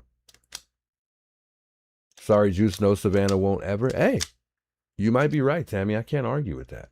You might be right. I'm not going to say, you know, she will. You know, I don't know what's going on behind the scenes, but I know something's up. That's for sure. And I think you can only hide things for so long. You know, in time, something's going to, you know, it's going to shed light. It will come to light in time.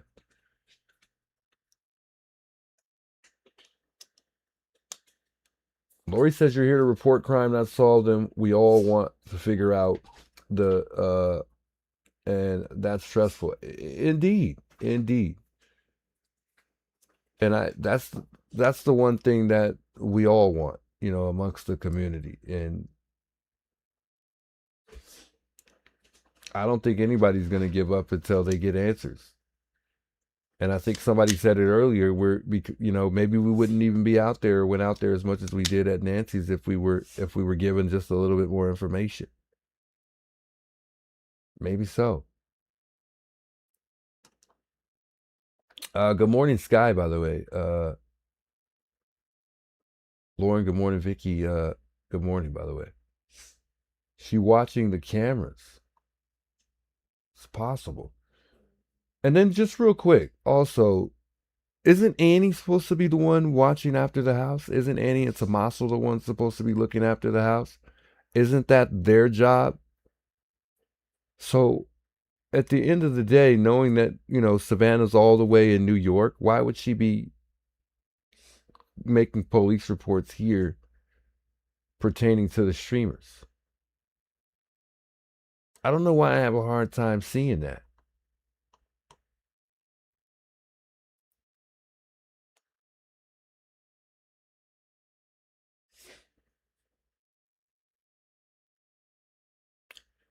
People in the chat are asking who Dolly is. Maybe somebody in the chat can let the folks know who Dolly is.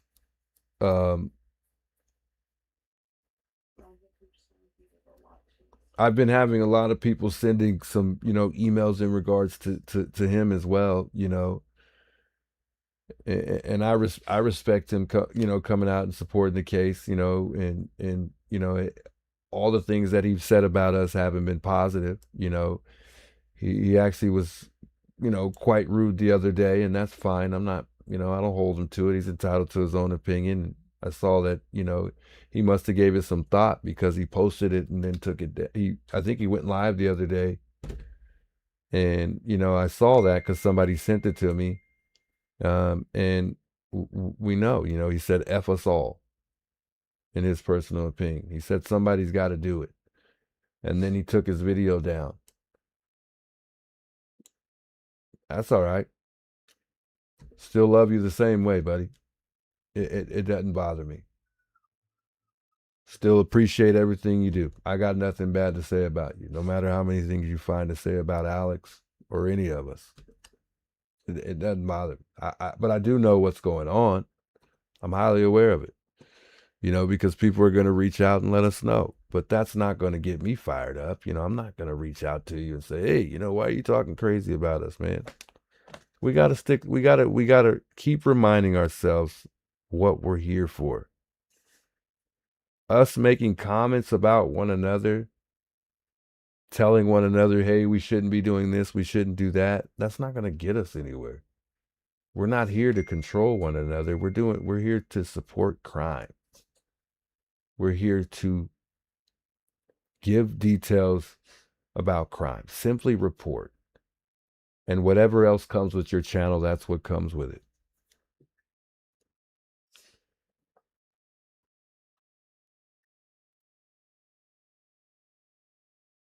But I get it. You know, people find themselves disturbed about what other people do. But for me personally, I can find a way to respect why people do what they do. Is it something that I would do? No, because we're our own people at the end of the day. We are who we are. We are what we make our channels. And so are the people that are in our channels.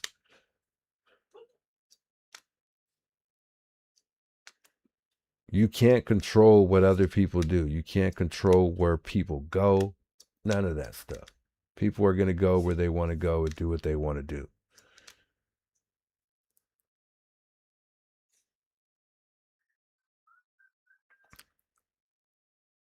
But like I said, I'm a forgiving person and I have a heart. And if somebody decides that they want to talk crazy about me, that's fine. Because I'm going to still look at you the same way I did before. Whatever. It's all good. It's all good. Real quick, I want to show y'all this real quick. And then I want to open up the phone lines here. So this right here is it's an incident report. And this incident report is for most of Escalante.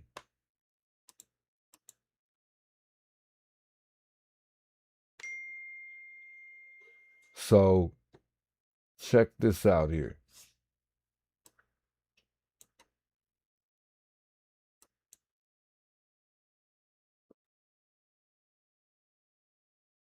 So if you can see at the very top,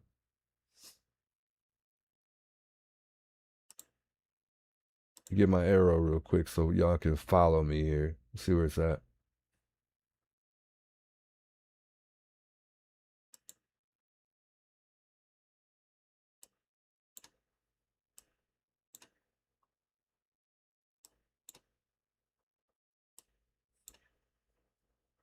And ongoing, just for the record, and ongoing, I usually don't even say anything when I hear about stuff. You probably won't ever hear me say anything about what I hear in the, that's going on in the back. I think Chris mentioned that, just a second ago that he's been, seeing some of the trolls, talking bad about pretty much all of us really. But especially us is out at Nancy's. He's been hearing about that. And he said he'll have fun with it later. I thought that was kind of funny, but let me oh, here we go. Okay, so here's this. I wanted to get this arrow up here. So January 31st. Okay.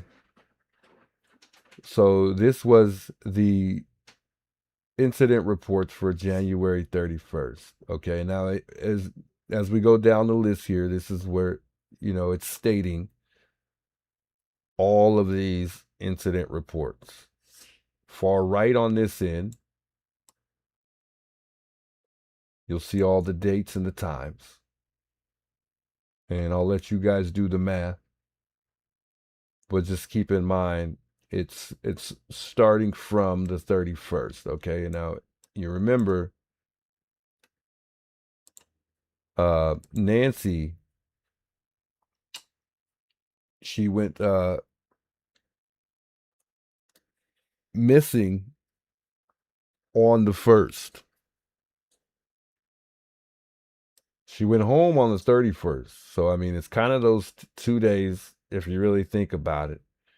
Because obviously the 31st in the middle of the night is going, before midnight, to be literal here, is going into the 1st. So these times and dates right here to the left reported present for the most part.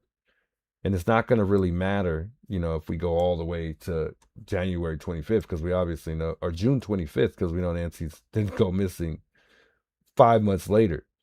The reason why I'm bringing this up is because where do you see in any of these reports closest to the 31st of January that she was missing, or there was a report that Nancy was missing? or any report that anybody was missing.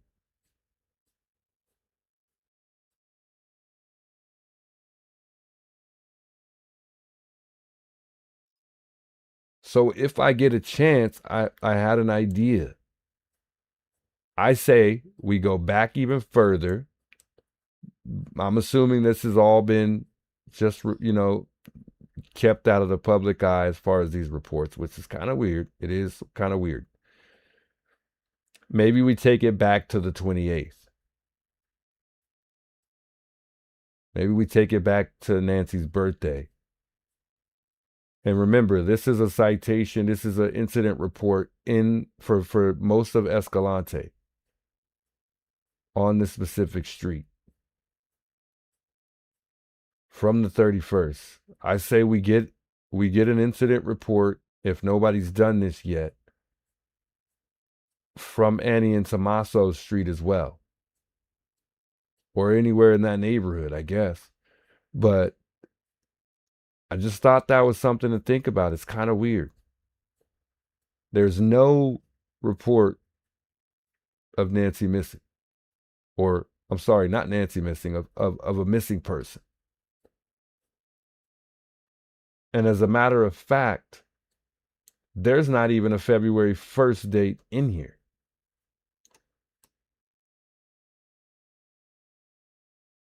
The closest thing to February 1st is the 6th.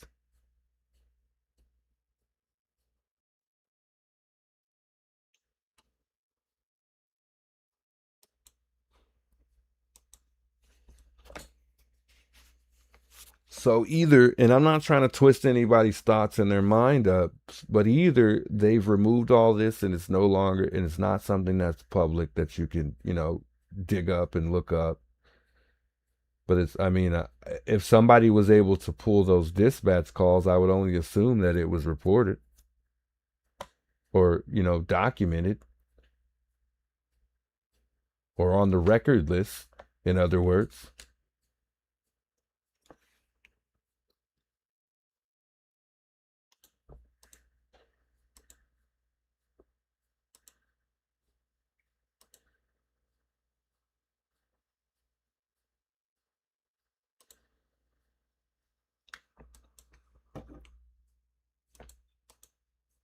So I don't know what you guys think about that, but I thought that was a little interesting.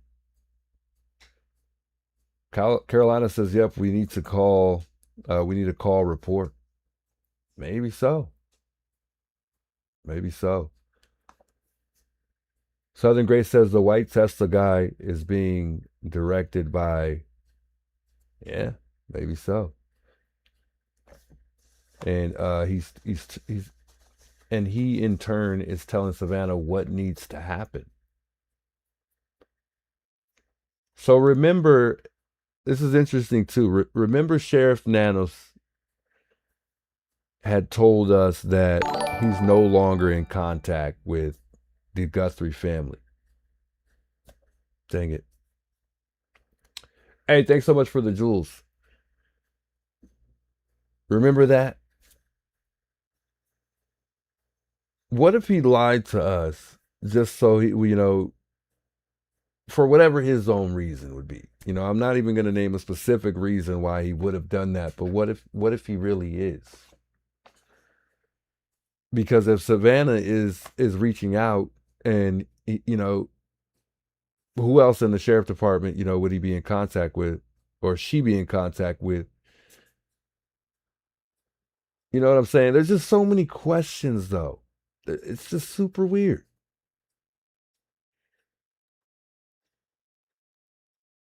But he said that. He said he was no longer in contact with the Guthrie family.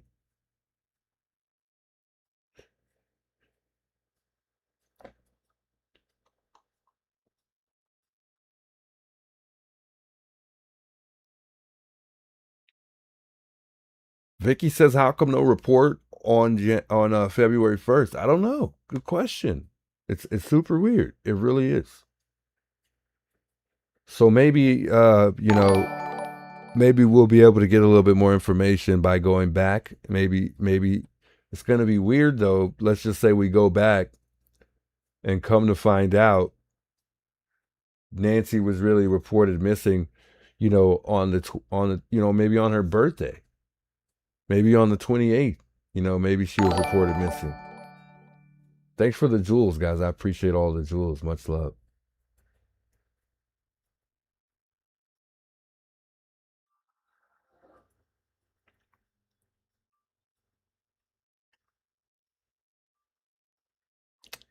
Moon says that's not everything.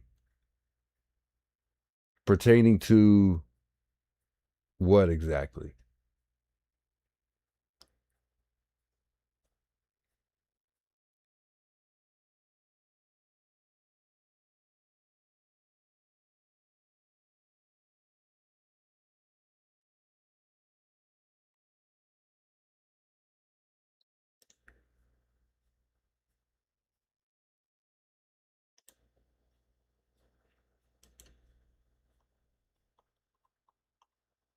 I think I missed a message there. I wanted to read it there in the chat here, but I got to pull something up real quick. Otherwise, no calls will even come through. I'm not going to take too many tonight because we're limited on time, and I'm probably going to be on for about another hour or so. And then we'll call it a night here. I've still been questioning whether or not I should get out here and, go boots on the ground again and try to get out here and, do some digging. But we'll see. We'll see. I think Nancy was taken day after her birthday. They saying Nancy had electrician and electrical work done in the house in January. So was the electrician who knows about the cameras. It's possible. It's a possibility. Focus, big welcomes, by the way.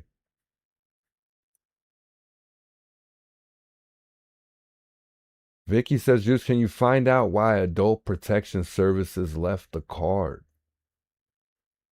I'll do some digging. We'll see what we could come up with. Indeed. And as a matter of fact, I'll write that down. That way, when I look at my notes, I'll be able to go back and, well, for once I can remember that, and then we could try to do a little bit of research on that.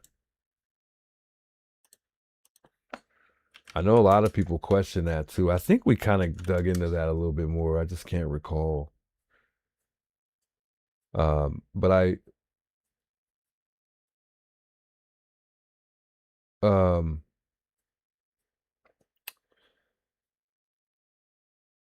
I think it had something to do with my goodness, I lost my thought here. I know the car was definitely left there because there was no answer at the door. That's for sure. Otherwise, it would have never been at the door. That's for sure. But I can't recall. But we've talked about this so many times, and it was one of the biggest things that people would bring up, besides the doormat being there. But it could have been for suspected abuse, obviously neglect. I mean, who knows? I mean, she's a vulnerable person because she's an elderly lady, and I think it was because of someone may reported some type of concern. It's the Juice. Hi, Juice. I'm not going to give my name. I'd like to be anonymous, but I wanted to call in. How are you? That's fine with me. I'm doing all right. How you doing? I'm good. I called because I wanted to just say a few things. First, I know you're kind of wearing yourself out, and it's important that right now, in my opinion, that you focus on what you need to take care of and not worry so much about us. Like, just, we're there when you're there, and we're there for you. But this is something important that you're dealing with with a court. So really, focus. And the other thing is, you were talking about Chris, and Chris has a big heart. Now, I can't reach him, but you may have a way to reach him, and he may be able to give you some pointers as to what you need to do. He may have some people he can refer you to. So I think that if you can contact him, maybe reach out so that you have as much support as you need from the community that you need the support from. Okay, that's just my opinion again, and we're here. So if you don't need to. You need to get your rest. You need to think clearly, and I highly recommend, the way I'm seeing it anyway, that you stay clear of any on the street action. I mean, everything is your decision, but I just care about you. And until you get through what you're going through, you don't want to stir any pots. You don't want anybody causing you harm. And so that's my opinion, okay? That's just me caring about you, like a mother would care about you, No, I hear And you. I hear you. you hear me? So good. And I hope everybody in the chat agrees with me, because we love you. We really love you. It's so interesting. I've been, I was never a true crime person, but the Nancy Guthrie situation, made me start watching, and I've watched several, many of the YouTubers, and there are several that I really like. And you are new on the scene, and we all have fallen madly in love with you. We love who you are, your family, your girlfriend. It's just, we love you. And so we want to see you get through this situation well. And I think someone with experience like Chris would probably take you under his wing, and that's, I think, what you need. So that's why I'm calling. And I'll give you something to ponder as far as the case, which nobody's really talked about. If you'd like, if you have the time. Am I talking too much or too long? No. Yeah, everything you said is well said, and I really appreciate it. No, keep going. You're totally fine. Okay. Well, anyway, this is something no one has even thought about. And I don't even know how to word it, but I'll try. Okay. I worked in television, okay, and I've been on many shoots. I was a crew member, so nothing fancy like Savannah, but I've been outside working different, location shoots where they go on location like you experienced, or I don't know if you were actually there doing this work. Were you when all the TV stations were out? Were you there? No, I was there, but I wasn't streaming, and I wasn't there for, Okay. yeah. Okay, so you see what it's like. It's there's several people on a crew. They each have their own job, and then there's a reporter. And so anyway, this is what I'm thinking. Now, this may have no relation to anything, but when Nancy was, when they did lives from her home, like when she was making her bed and different things that they'd have, what happens is they have a whole crew of TV people that go into that home. All right, they have to set up a lot of electronics to be able to feed this live to New York. Okay, and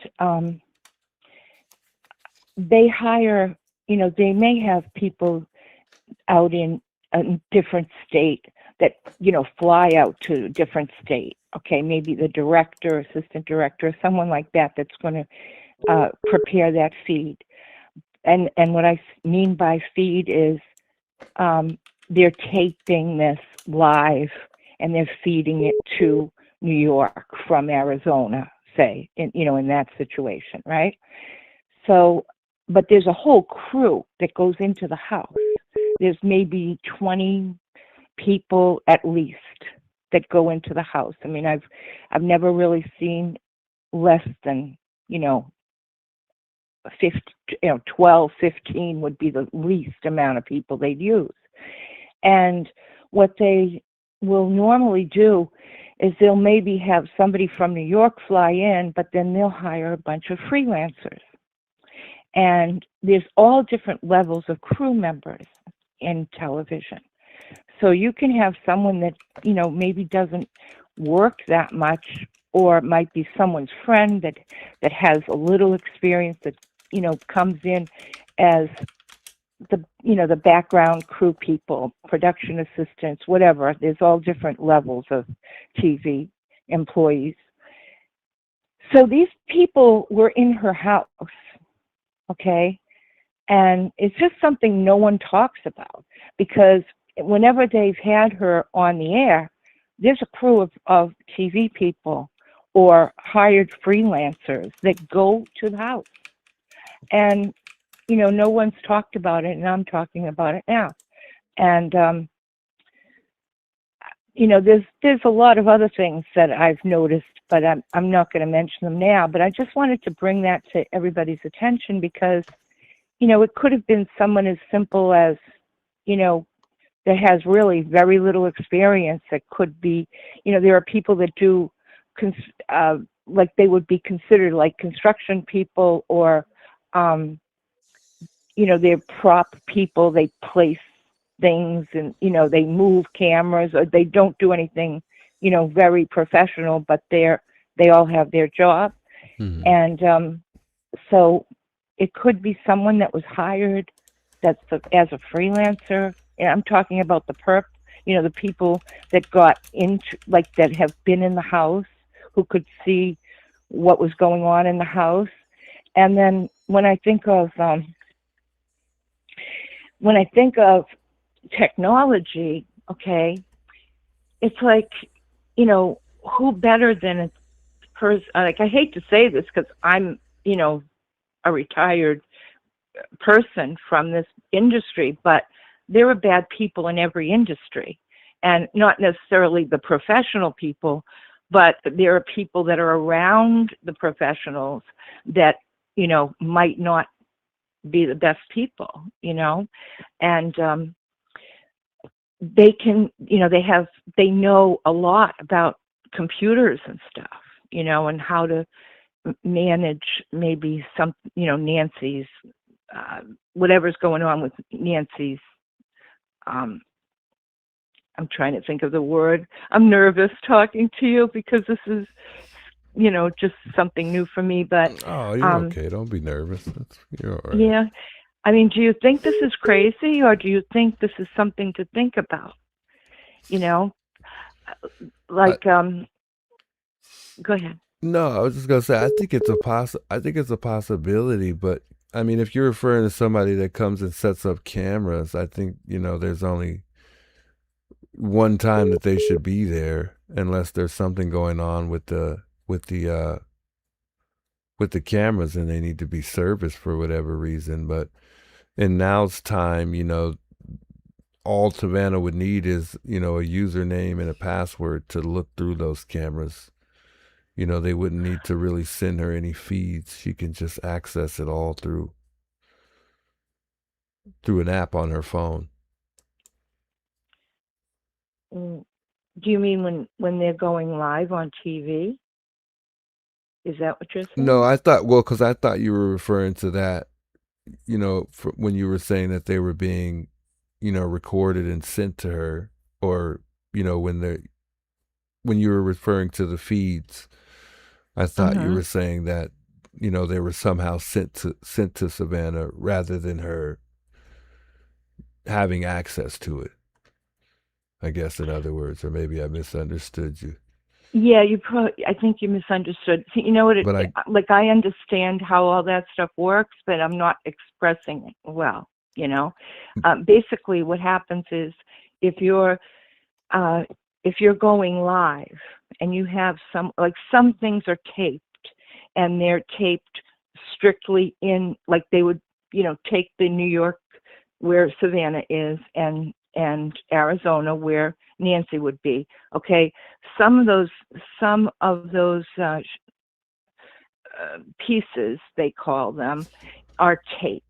So that would be a crew in Arizona goes into Nancy's, tapes the whole thing, like making the bed that time, and then they make what they call a package, which is, the story, and it's edited and all that. They do that all, and then they send it to New York, and then New York, the editors there take that package. They, it's either trimmed to a certain amount of minutes that they have, or that they're supposed to make that package, or it's, it's already done in Arizona, and then that goes into the show, and then they just air that tape.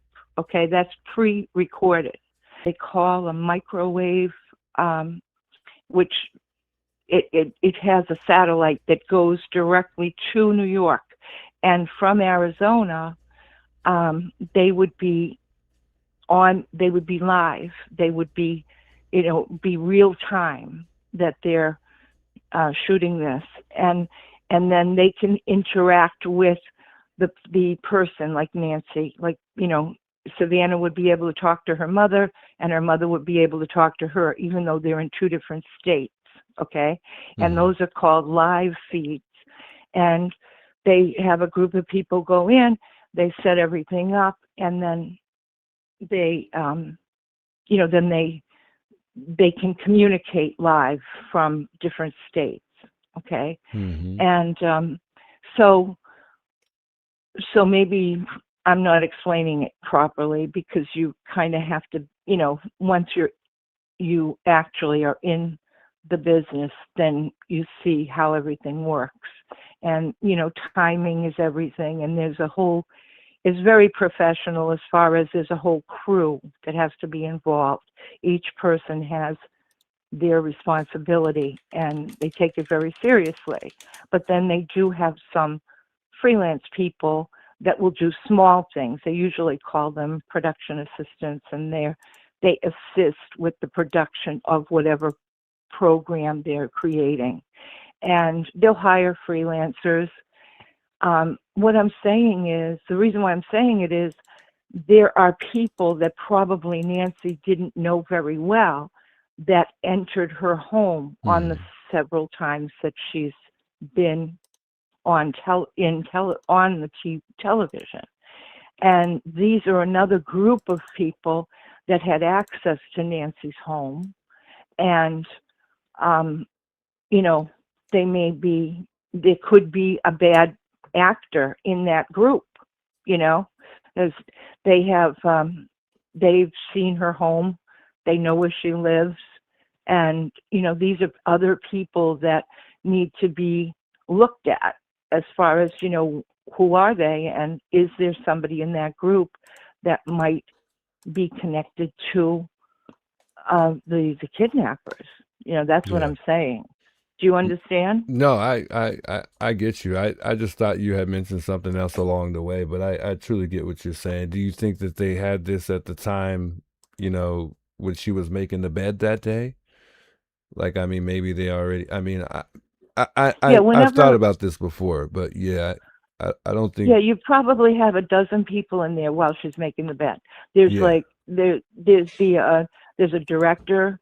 They set up a whole bunch of cameras. There's all this technology that goes in. They usually have a separate room where they have all that technology set up, and then there's camera people, and others that are in the room with Savannah, and with Nancy in that situation, and they're shooting that piece, that piece of tape or film or whatever, however you might interpret it. And so she's not alone. There's a lot going on, and that's how it's done in television. and professionally. There's a whole setup, and there's, it's interesting. It's really fun. I mean, I loved it, my job. And so most people do. But there can be other people, so there's a whole group of people that have had access to Nancy's house, is what I'm saying. Yeah, no, And I they agree. could know somebody, or they could talk to somebody that said, oh, we went to Nancy's. Because the reason I'm saying this is because right after she did that Christmas time, that whole thing, when she came, she was, I think when she was making the bed, I think that was somewhere in December. I may be mistaken. But then Savannah came to Arizona. There was a lot publicized about that. And they went to El Charro. And El Charro, I feel, might have something to do with it, because you have, that, I think isn't that kind of a seedy area that El Charro is in? I'm not too familiar with El Charro, but You've never it, been there? no, never. Okay. It looks like it's kind of seedy there, and so, like, now you have NBC, and you have, everyone coming into that restaurant. And so I'm sure that a lot of talk, well, as a local, I mean, did you hear about it? Did that Savannah Guthrie was coming into town, and she was from the Today Show, and was there a lot of publicity about it, or did you not know that happened?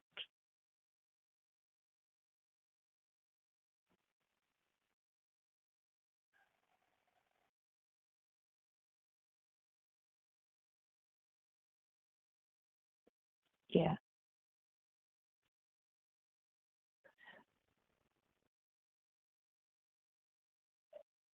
yeah.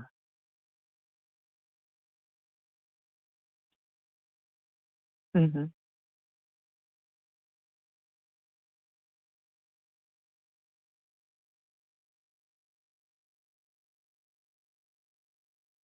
Yeah.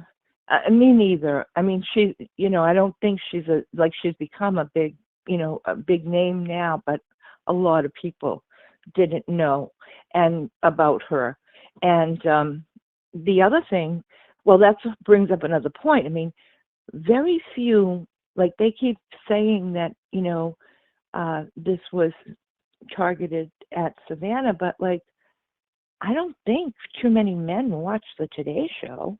And these are men that, kidnapped Nancy, and they would have to do some research. That's what I mean. Like, they would have had to find out about the fact that Sorry, Nancy's guys. I was just daughter saying I don't think has, Savannah's all that famous. a $40 million net worth, or Unless you whatever it watch is the that she Today has. Show.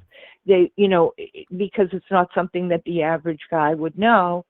And so I'm questioning, what was the purpose for these people to kidnap Nancy? Like, was it for ransom money, or, I don't understand why it would be for revenge against Savannah. Like, that doesn't make sense to me. People keep saying that, and I don't understand why. And there's so many confusing. This is a very confusing story to me. But It is, right? It is. isn't it crazy? It's Yeah. nuts. I mean, It's almost like everything's a possibility at this point, yeah, it's just hard to say. I think once we get to the bottom of whether or not the ransom was actually legitimate or not, I mean, that doesn't even matter whether the ransom was demanding money or not. If it does turn out that it's real, maybe it wasn't really a ransom; it was just simply a letter. Because it seems like yeah, it almost could be that with this, certain things that are said in that second, in this second note, but it's who knows at this point. We don't know until we get to the bottom of all of this stuff. yeah, and and we don't even know if we can. I mean, everybody's racking their brains. I know myself. Yeah. I'm Yep. constantly trying to figure it out, and so many people are involved. trying to figure this out. I mean, to me, if we can figure out who the perp is, the porch guy is, that's what we should, that's what my aim is, to find out who is the porch guy. Like, that's what I look for, because that's the only key we really have. Yeah. And Salute Intuition put out a quick little piece where there was somebody drove up at some point, while they were searching for Nancy earlier in the month, and he was a driver, and he had he really kind of looked like he could possibly be the perp. And if you check him out, it was this week, just 2 days ago, I think he put up a little piece. And then Dolly took a whole, tried to create what the perp would look like, and he did a pretty good job, and so, people are now starting to try to see underneath the mask. And I want to say something in defense of Dolly. I said it in the chat, and I'm going to say this because, I'm very new to this whole crime, true crime stuff. I've never watched any of it before. So I don't know about anybody's past, what they were known for. But I did hear Dolly defending himself, saying, I didn't, why is everybody saying that I said all these things? He said, I didn't mean it. And, like he was just trying to say, like, he's not trying to offend people. I think he has a little discomfort with one YouTuber, and we'll leave it at that. But it's definitely not you. And he said nice things about other YouTubers. I don't know if I've heard him mention you, but I do watch him when he has certain stories. I like his work, and he really is trying to apologize. Can you guys not hear me? My sound is on. Like, should be good. He's working. He's trying. He's trying to make more money. So has like 2 businesses or something that he started up, and I think he's just exhausted, and I think that makes him get a little moody. So so like I said in chat, let's give him some grace, because he's not trying to hurt anybody. He's in support of all YouTubers. I've heard him say that. And, I hope things work out, because he's just like many of the YouTubers, and it would be good if he was included as opposed to separate. And it seems like he's in another, he's separated from all of you. And whether he caused it or, whatever, I hope it works out for, for everybody. And so, anyway, I'm just talking too much, aren't I? No, you're okay. I'm going to get some more people in here. That way I can, get some more people on the phone lines. But, yeah, I just think he got to be more careful with what he says, because he is, I hear people saying stuff about him, and I could say that, and it turns out that some of the stuff isn't true. But it's questionable, because he's saying very rude things and then he's deleting it. So I don't know how many times that happened, or this is the first time. But I don't either. We all have to have some self-control if we're going to keep, exactly being professional based on what we're actually here for. So, but yeah. Well, we all love you, so you don't have to worry about a thing. Oh, I appreciate everybody does. You've just came onto the scene, and everybody just said, this guy's great. We just love him. So God bless you, honey. And really do. My initial reason for calling was to say, please take care of yourself, and, make yourself first. And we're here, so don't worry about us. Take care of you. Okay. Much love. I appreciate that. You too. Thank you. All right. God bless. God Bye. bless you as well. Bye. Mr. Juice. Hey, Juice. Hey, how you doing? Hey, it's good to hear you. Hey, you too. This is JC Punk 2512 from YouTube. I feel like we spoke before. No, I just thought it was a familiar number. subscribed to your channel. Hey, much love. I appreciate that. Oh, no problem, man. So what brings you in? So what's that? No, I was saying, what brings you in? I didn't mean to cut you off. Brought me in is just because I'm watching your channel, and I was watching DGL for a bit, and then I switched over to you, and then about the Nancy Guthrie case. So I had a picture, and I sent it to JLR, and then I also sent it to Jacob. Yeah. So it was a picture of his jacket, the perp's jacket. So I knew what kind of jacket it was when you see the picture. Mm-hmm. Actually, in the video. So I don't know if anybody saw that. what kind of jacket is it? It's called a Milwaukee jacket. What makes you so sure that that's the jacket? So if you can you bring up a screenshot Of the jacket? or a video? Yeah, bring Or the it video up of on the the video of the perp. It's called a Milwaukee. Yeah. Let's see. Yeah, see if you can pull it up. Bring up a screenshot Of the jacket. video. I can hear the stream in the background pretty Okay, loud. you know how it's a stripe that flashes. Yeah, it's got like a reflective. Well, the backpack does actually. I don't know about the jacket. Well, the backpack does too, but you'll see the jacket. Okay, you know. I've got it up, but hold on. Let me see if I can zoom in here Okay. because it's pretty far away. Yeah. And Like the backpack does actually.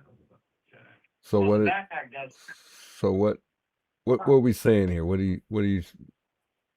Okay, if you can bring up when the perp walked up, he's got his backpack on, and then also all of a sudden you see like a straight line. Mm-hmm. Okay, hold on. Like the zipper area, or the black line There on you the go. jacket. With the black line, the stripe. What do you? Okay. When he walks up, there you go. The perp walked up. He's got his backpack on, and that's a Milwaukee. That's a Milwaukee jacket. It's like a sweater type of thing. It's like a fleece. It's a Milwaukee. And I got a picture of it, and you can get it for $56 on Amazon. So it's not from So Walmart. I sent that same picture to JLR. There you go. And I got a picture of it. You can get it. So you sure that's not from Walmart, or you? No, it's that's not Amazon? from Walmart. No, Okay, I was just it's from curious. 'Cause Amazon. they I said actually got screenshots of it. okay, nice. I'll check that out later on and see if I can find that jacket. You said a Milwaukee jacket. I'm sure they know all of that stuff by now, but who knows? Yeah. I mean, these jackets look similar. I guess the one you're looking at looks fairly similar, but there's No, this one's more heavy duty. Check that out later on. Because I worked in oil fields. But I'm saying, And, looking at the ones online, they don't look. They look similar to that one, but I don't see any that are identical to the one the perp has on. Yeah, it's because I don't think they have them anymore. Interesting. So they don't make that. But they still should have it online, even if they're not for sale. They still should have a, Yeah. No, that's true. But I looked it up, and it's still there. You can get them custom. Yeah. So they have them, but you can't get them, but you can get them custom. Yeah. I'm confused. They still should have it online, even if they're not for sale. They still should have it. But yeah, I sent the same picture to Jacob through his email, and then JLR, but he hasn't responded. Interesting. Well, I mean, maybe report it to the FBI. I don't know what they could really do with the jacket part of it, but I'm pretty sure they Well, know I'm what sure all I'm this sure they guy got has access on to by that now. because they're picky. Yeah, but when they explain the description, I don't think they mentioned that in the description. I think the main thing is the backpack. The backpack, but they never talked about the jacket. No, not really. And that jacket's rare. Well, I'm sure they got access to that because they're. I don't know, And man. I everybody can't kept- say. I don't know if that's well- what that jacket is, but you never know. Well, everybody kept talking about the tags or the black thing on their jacket, but no. But anyways, I just want to say you're a good guy, and I appreciate all your work you do, and you're covered. So no matter what your case is, we'll Man, take care of you. hey, much love, man. I appreciate you, and thanks so much for becoming a subscriber today, man. I appreciate it. Oh, no problem, man. And same thing with Jacob, same thing with JLR and Alex and everybody else. Much You know, love. we've been following you guys for forever. I've been following Jacob forever. So, because he's in my hometown. Yeah, he's a good guy. He's a good guy. So, yeah, I've met him when he was younger. Oh, was that when we worked in Oldfield. was that you that was saying that you were from Bakersfield, yes. With the super chat? Super chat, yes. Oh man, much love, brother. I appreciate the $50 super chat, Oh, man. God bless you, man. I didn't much know love that for was you, brother. I truly appreciate it. Yeah, much love, man. Thanks for your support, brother. So if you need anything, just let me know. Give me a holler. Anytime, man. Thank you for calling too. And one more thing, who's better, me or Jacob? You. You. It's you, man. Oh man, I'm just Love joking. you. I'm just... No. man. I love Jake. I love Jacob. I love Jacob too. But no. I've been following you, man. You need everything. Hey man, much love. I appreciate it, man. Well, we'll talk Hey, again soon. love from Bakersfield, California. South Bakersfield, man. Much love. All right, man. You have a good night. All right. Dang, Jacob's gonna kill me after that one, huh? South DGL, man. He's wonderful. Nah, I just thought I'd give him a little laugh for a second. It's the Juice. Hey, Juice, it's Diane from New Hey. York. Remember me? We spoke before. I believe so. I got your number saved, so we had to have.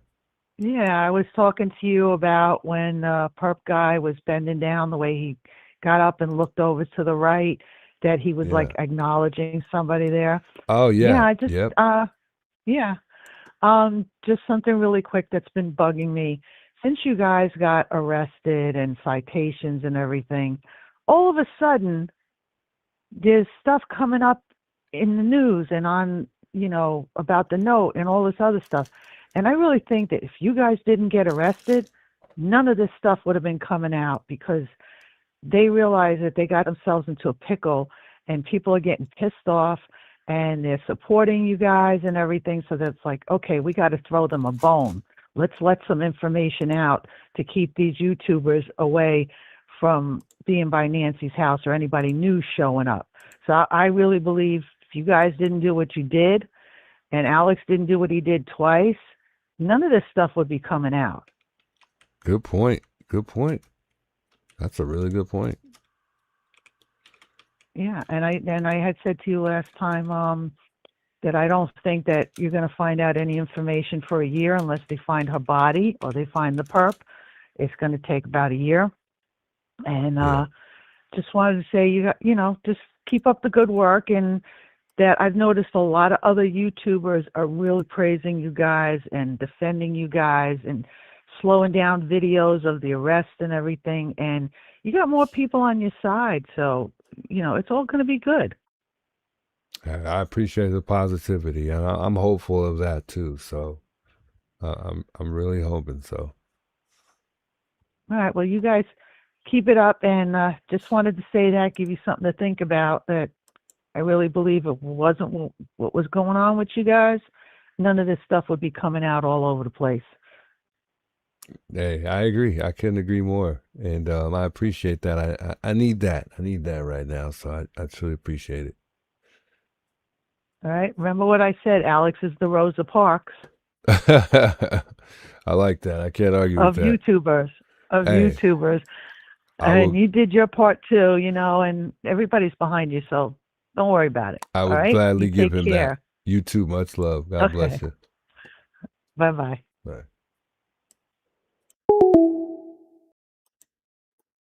Alex is the Rosa Parks. Interesting. I like that though. I can't knock it. I can't knock it. He stood up. I mean, and he went back. And he went back. Hey, I think Rosa Parks went to jail for us many times. And we don't want to get political here, but remember, Rosa Parks fought for us to,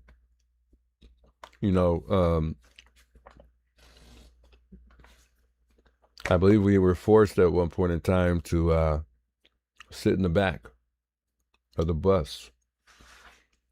Maybe there's some young people that don't know. I mean, it wasn't my time. It was way before my time.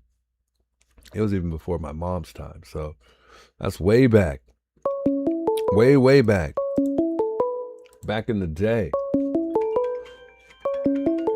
Somebody's calling unknown. We have decided not to do the unknown calls anymore. So maybe if you're calling unknown, maybe shoot me a message. But we had some a bad experience with the unknown calls, so we won't do those no more.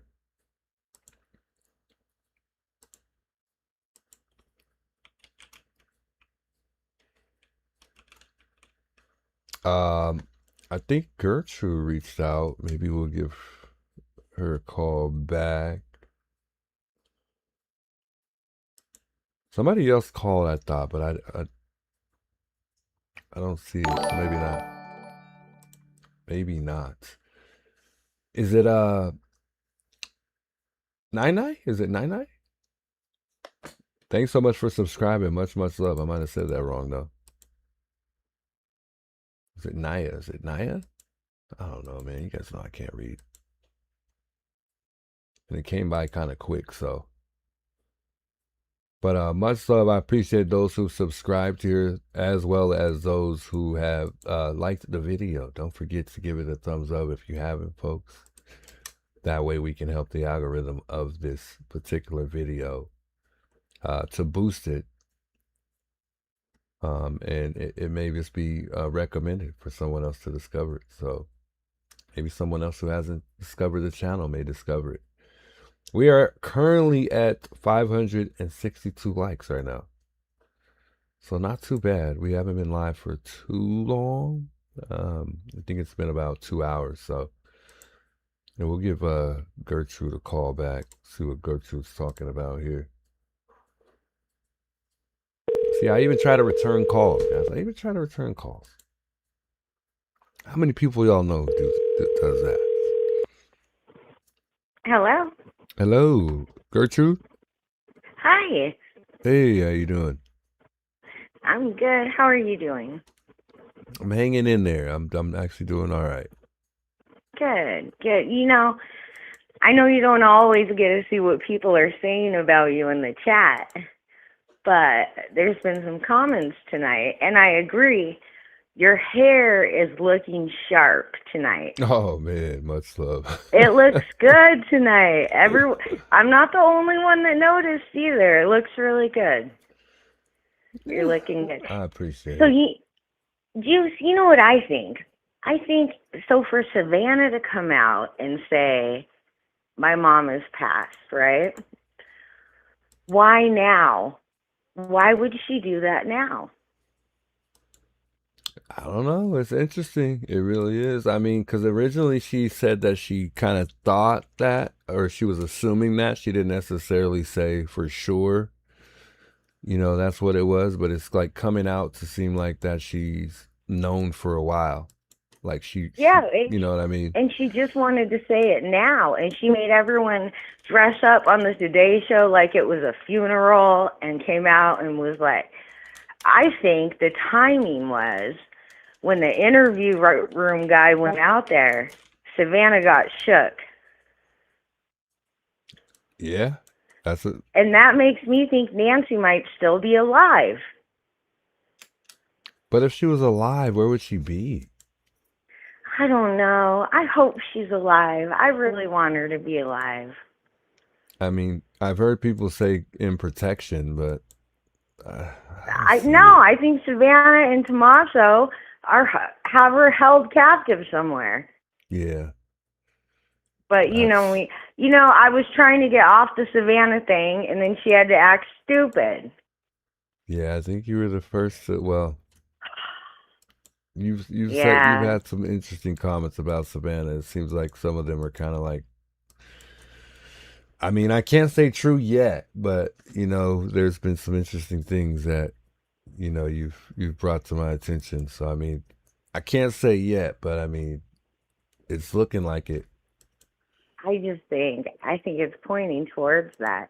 And Yeah. if you get a chance tonight to play a video, I know you always play the memorial video, but just the first part. But if you have the whole thing, if you can get the whole thing, because the first part makes Tommaso look bad when he's grabbing for the hiney. But the second part is what really Savannah's body language in it, when Annie's in the middle and Savannah is next to her and she reaches around Annie to touch Tommaso. I wish you would play like the whole video of them at the memorial if you get a chance tonight, and just look at Savannah's body language, because it's so off, Juice. I thought it was the So whole video that I was playing, because it kind of cuts in. No, I don't know no, who there's has more. I mean, I know JLR would have it, but because I think he was there It's that all day. it's all over YouTube. You can find it easy. But most of them It's cut a in at a certain part. They don't really show like yeah. them coming like from the house. I could send it to you. I could send that video over so you know what I'm talking about, because it's Annie's in the middle and you think Savannah's going to put her arm around her, but she doesn't. She Yeah. just reaches across her and starts touching Tommaso. Interesting. So weird. See, So weird. I don't even think I've ever seen like I guess maybe I have, but it's been so long. I don't know what Yeah, took you place. got it. Like, It's at the end when you get a chance. it's You at the know, and end, you just said, or the beginning? no, it's at the end, because first they walk out and Tommaso's in the middle, and then they stay out there a little more, and then Annie gets in the middle, and then that's when Savannah really starts acting stupid. Yeah. Yeah, Wow. I just think I think they're fucking, but I shouldn't say that. You always say, All right, I know.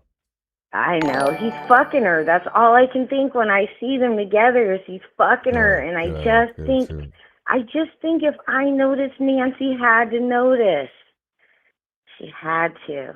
All right, Juice, I'm going to let you get back to your show. Your hair's looking sharp. We all love you. Much love. All right, I'll be watching. All right, I appreciate you. Take care. All right, bye, Juice. Connie, thanks so much for the 5 gifted. I appreciate that a lot.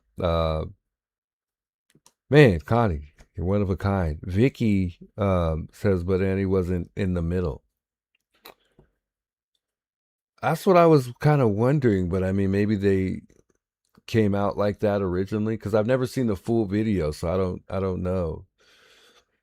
Sean is now officially a member. All thanks to Connie as well as 4 others. Plays, looks like Aunt Shell.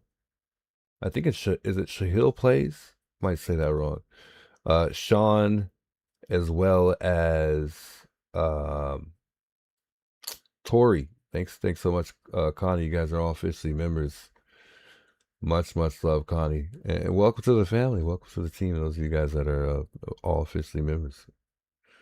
Man, much love, Connie. Juanita says El Charro is on the lawyer's lane.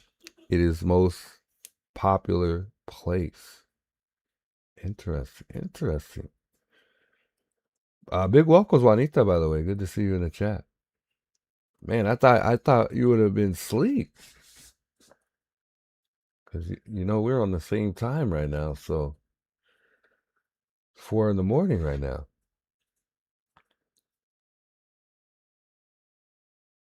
I pray for all of you and hope these horrible people leave you guys alone. You and me both, man. Much love, Amber.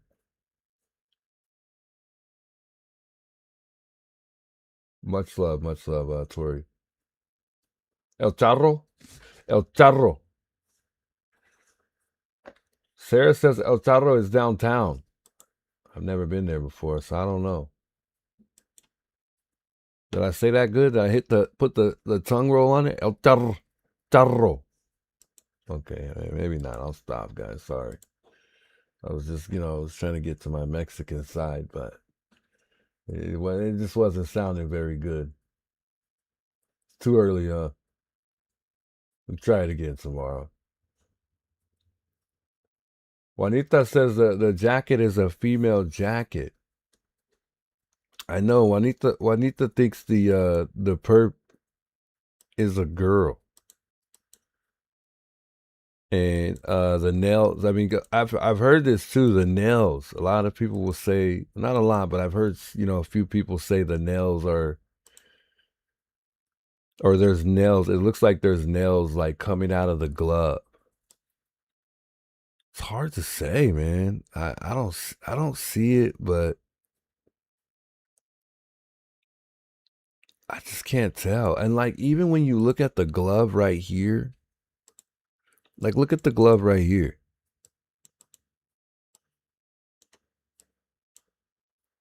Hold on, let's see if I can move this over a little bit.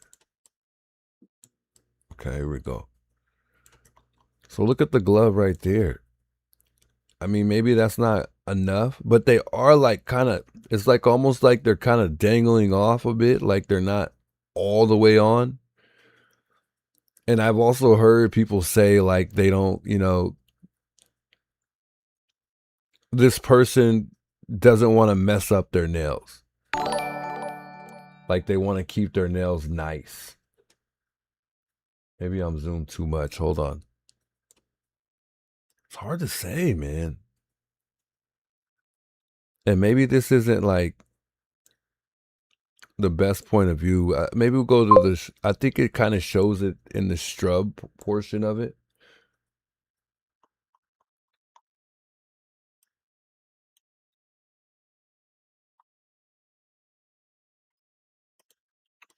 Hold on. Let me read this real quick.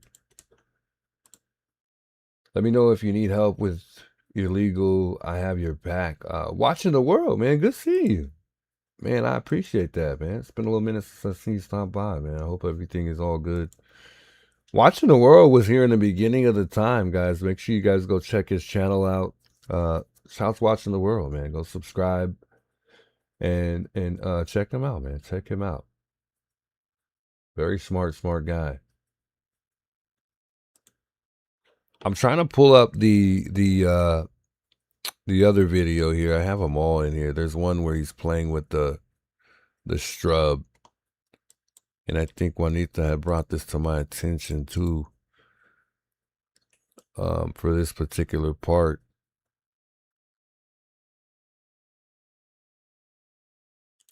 Man, you're making me want to do, you're making me want to do a poll here. Like maybe we need to do like a poll and see how many people think the perp is a female. Hey, much love. Thanks for that $5 super chat, by the way, Watching the World. I don't know if I mentioned that part, but truly appreciate it, by the way. Adrian, good to see you. I don't even think I said what's up to Adrian. Man, big shouts to Adrian plugging in here. Can I share my email? Yeah, sure. It's in the description.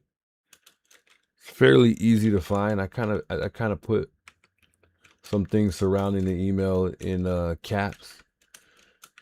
But I don't mind. We're slowing down here tonight, so I don't mind sharing it in the chat. Monique says possibly a female. That's interesting. I don't know why I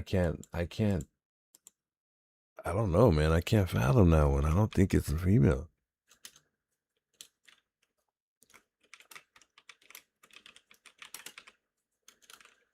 Let's take it to a quick poll real quick. I just want to see what the folks think. Just real quick. I don't know if I should leave the option to let you guys put not sure.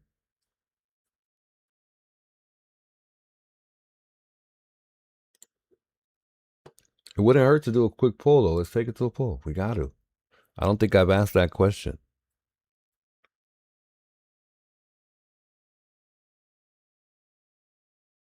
But Juanita had pointed out the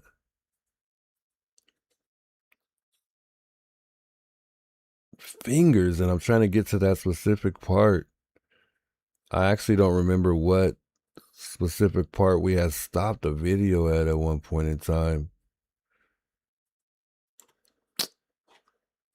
I don't know, guys. I can't call it. I really can't. I mean, I can call it because I think it's a man. I don't think it's a woman. But it's just the characteristics, the characteristics, the way this person carries himself. I don't see, nothing feminine about this person, really.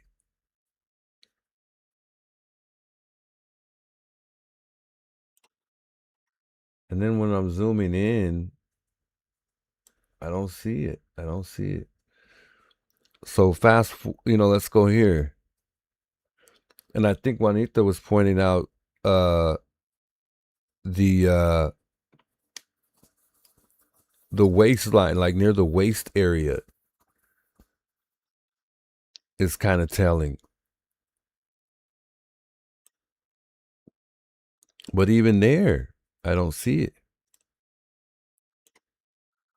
Let's see if we can make this a little wider.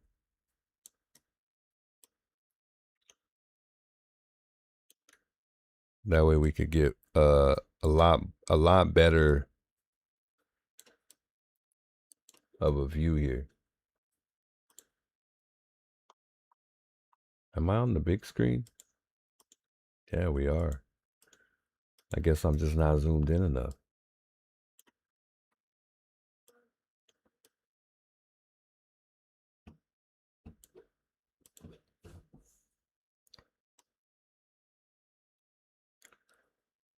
I don't see it. Look at the waist. I mean, just look at the way this person carries himself. Even how he stands and then he kind of looks down at the shrub and then he takes that look as somebody's out there. I don't see it. Let's go back real quick and we'll start from the beginning here. I don't have the beginning, and I don't know if you guys noticed, but this, the video starts here now. Initially, the video started in the back, kind of like him coming from that right side of the house if you're facing the house. But now it's like they cut the video, so you don't get to see that particular part now. I don't know if you noticed that, Juanita, but if you look at other people's videos from the beginning of time, when this all took place, there was actually more to the video than there is now. They really cut the videos, or they cut this particular video. This is straight from the FBI site, and this is exactly where it starts now. Actually, yeah, this is exactly where it starts because I have the original, and then this is my edited version.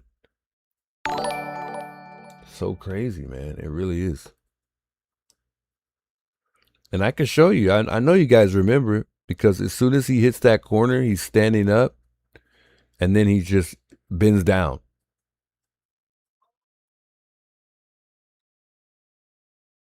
just all of I don't see it. And I could totally misjudge this easily. There's a lot of tomboys and, you know, a lot of women that dress like men that are, you know, it's very confusing. Like, it's really hard to tell with some women. And don't get it twisted. I mean, some of these, you know, women, you know, they're not all short. So, I mean, you know, a woman could very much so be this tall.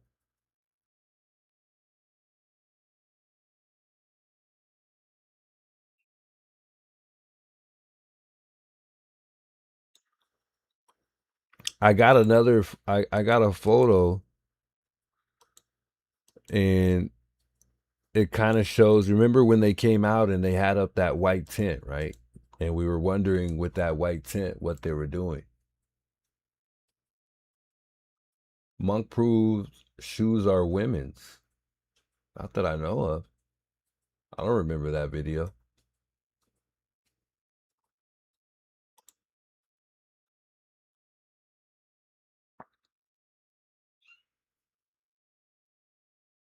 Oh my goodness. I know I'm gonna get this name wrong.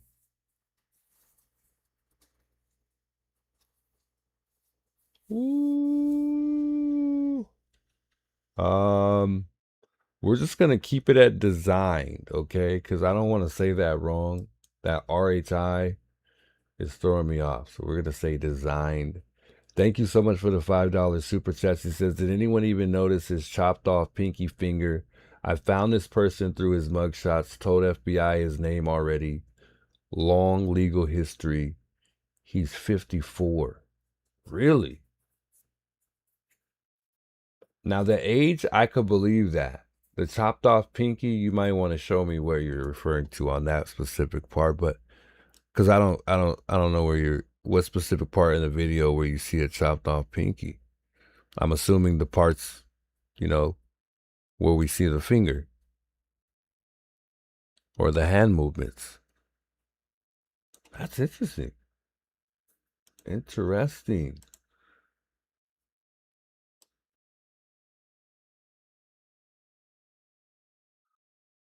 So just real quick, because I was going somewhere real quick. I had so what? Let me see. Hold on. Where is it at? Okay. So remember when they had the white tent up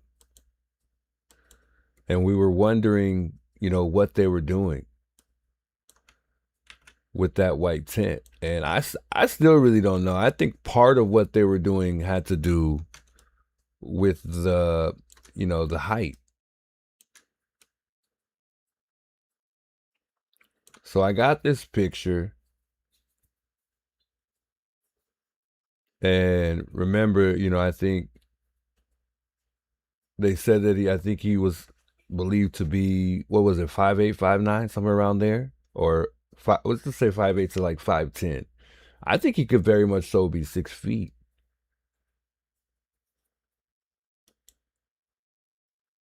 So this is kind of like a diagram, you know, of, you know, just to kind of get an idea of how tall, you know, the perp is. But the only problem with this is, in this particular image, he's not standing up. So I think, you know, we got to get this, you know, kind of like diagram thing, get him standing up. But the only problem is he's not really, there's not really a moment where he's standing up straight upon, you know, on the approach, on the first initial approach, you know, he's not really standing up. Hey, Angel, thanks so much for that sub. Thanks so much for subscribing to the channel. Shouts to Angel. Much, much love. I appreciate that. So I don't know what you guys think about that, but I mean, look at that. Pretty cool. Pretty cool. I don't know if you guys seen that before. Yeah, this guy did good. He did good. He made sure that he, you know, wasn't ever standing up straight for the most part.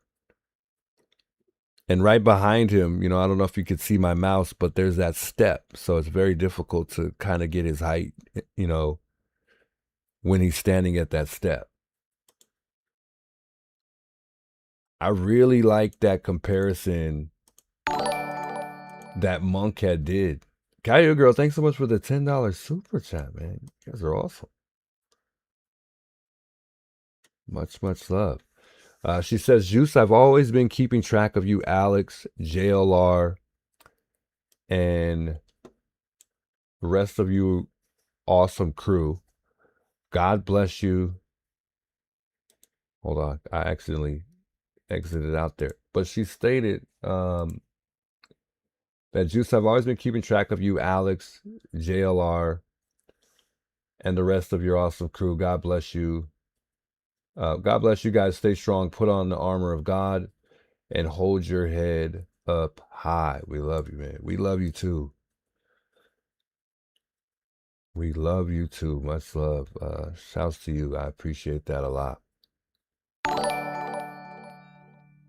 I know I always say your name wrong, but we'll just keep it at Caillou Girl. We'll just keep it at that.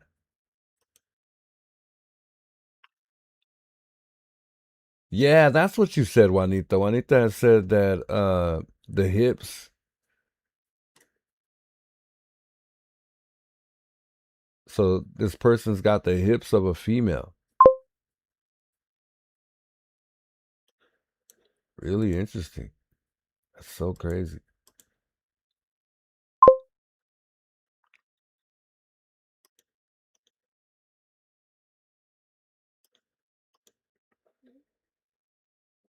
Much, much love though, guys. I appreciate all the love and support tonight. You guys are amazing.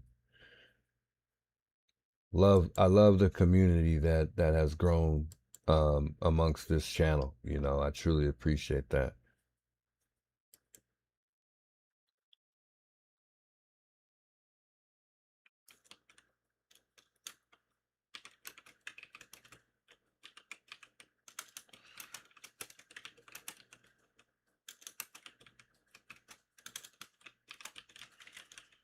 I had something I wanted to show you guys real quick, but I've already shown you guys actually, but I wanted to pull this up. And it's that comparison that Monk did, but I might have took it down. So, but if you guys get a chance, check out Monk. He's got, you know, this comparison side by side with the perp and the guy in the still photo. So if you don't remember the guy with the still photo, that's still photo right there. And he puts them next to each other, and it looks like, you know, one seems a little bit taller than the other. We still question whether or not it's the same person or it's two different completely people. I tried, like I said, I'm trying to do my own where I kind of put them side by side. So I'm gonna continue working on that. It's very difficult because you got to put them in the same spot. You know, once you put them next to them, the height is off. But I'm trying to get it to where, you know, I can, you know, do them side by side. What Monk did was he took both of those photos, one being the live footage on the Ring camera, and then the other being the, you know, the actual still photo. Don't even overthink this one because mines are not accurate because I did not align them correctly. I just kind of put them next to one another. I think in all actuality, and by the way, the image that you see right here of the one on the left is the still photo. But this one's an actual one that's, I wouldn't say necessarily AI. I guess you could say AI. Yeah, it's an AI version, but it's just a lot more clear. And I did that because you'll know the difference between the two. And we all know what this person looked like when he was, you know, standing there in that still image.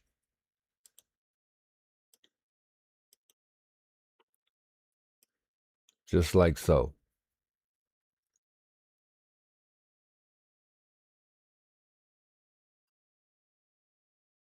Who's in that photo when you see that photo? Who is that? Is it possible it could still be Tommaso? I don't know. Can't say. I'm going to say no. I'm going to say no on that one. I don't think the porch guy, is Tommaso.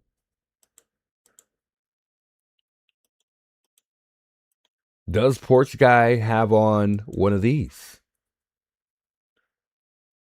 Could he be wearing a silicone mask? I see that sometimes, and then I question that. Because there are some things that I see when I'm looking at that video where I'm like, ooh, I see two different skin colors. But with the night vision, I feel like it also kind of messes with you. It starts to feel like you're kind of like in some type of, like you're just like it's an illusion sometimes. Do we get more gifted subs? Buttercup with 10 gifted subs. My goodness, man, you guys are amazing. All thanks to this lovely, wonderful community. We got people coming to this channel. I don't know if you guys think about this, but we got people coming to this channel. And, and I get it. A lot of you guys say they enjoy the channel, and I believe you guys, but it's just so awesome to see people come to the channel and not even have to pay for a membership, because we got people like, Buttercup and Connie supporting the channel, and many other people, and we know a membership, I have two, I haven't yet made the third one.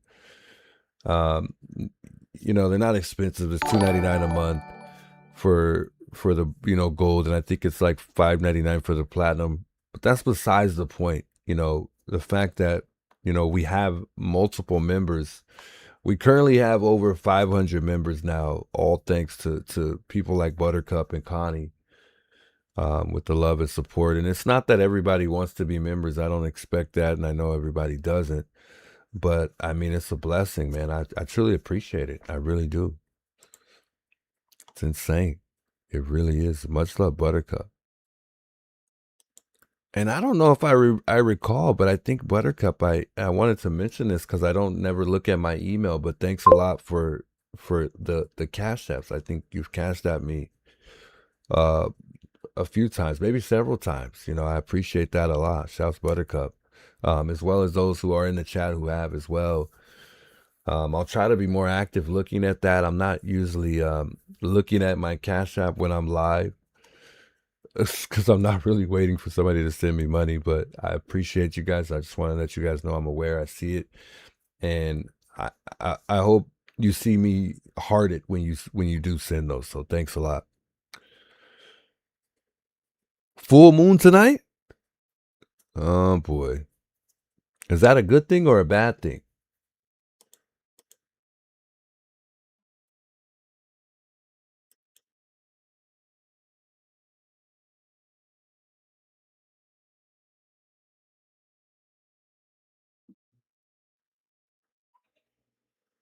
Gertrude says she wants me to put a link in the chat. I think it's a video. Let me see what this is. This isn't the full video though. Oh, I think I see. Wait, let me see. Hold on.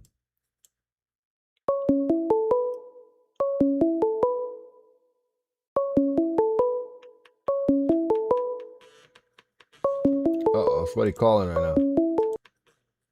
It's the juice. The juice. Hey, how you doing? Did I talk to you earlier? Yeah. Hey. Oh, okay. Did you What's get up? my email? I did not look just yet. I can look right now while we're on the phone. What was it that you sent? I sent you. It's from remisals.com. So it's a picture of the perp's jacket, and you're posting it right now. That's the same jacket. Okay, It's a hold black on. line. That's what I'm trying to tell you.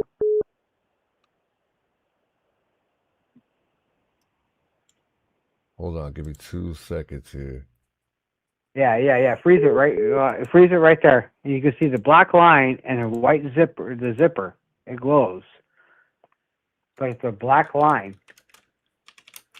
It's Hold called on. a Milwaukee. Give me one moment. I want to see, because somebody's asking me to show a video, but I wanted to get a timestamp on that real quick. Okay. So If you're you can saying, do it. so because I'm It's not like on a straight line. You must be far back on the stream, but because I'm not playing any video right now, but I'll look at Okay. the email, I'll check it out, and see what you're talking about. Yeah, I Well, I think don't a want you straight to picture of don't it. tell me your email name. I don't want you to say your name. I won't. Hold on.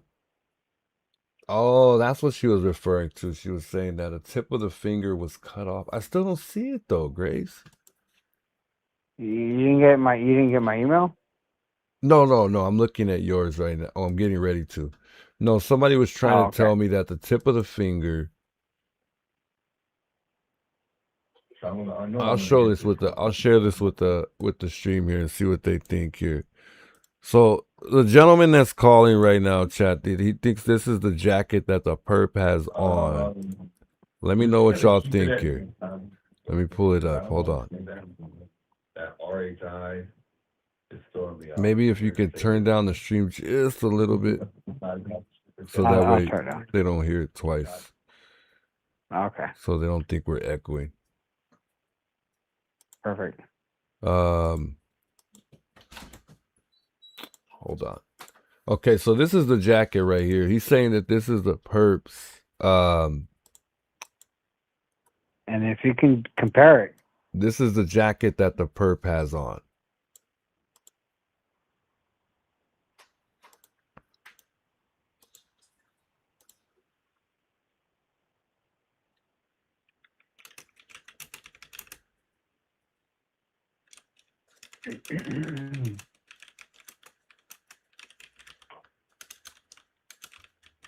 Do you see what I'm?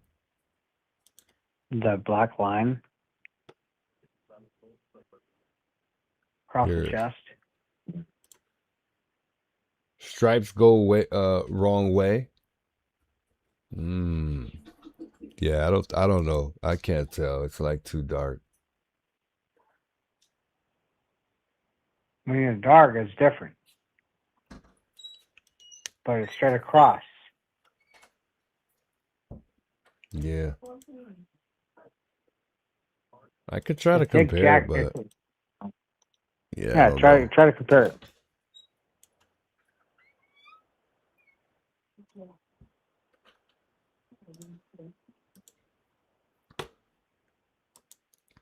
Let me see.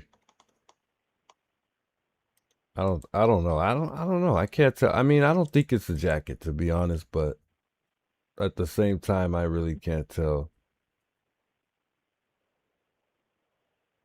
To me, that is because it's more of a fleece. It's thick. It might be close, but I don't know if that's the jacket.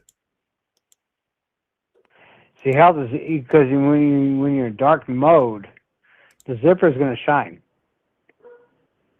and then you have a black across the chest. And if you see the jacket, it's called a Milwaukee jacket. Does anybody in the chat know if they were even able to confirm whether or not what jacket that he had on? I think that would have been in the description, so I'm gonna assume. But can you share that picture? Yeah, you're gonna have to give me a second though, and I'll share it for you right now. Takes a little time to pull everything up because I gotta save the picture and then throw it up you. there.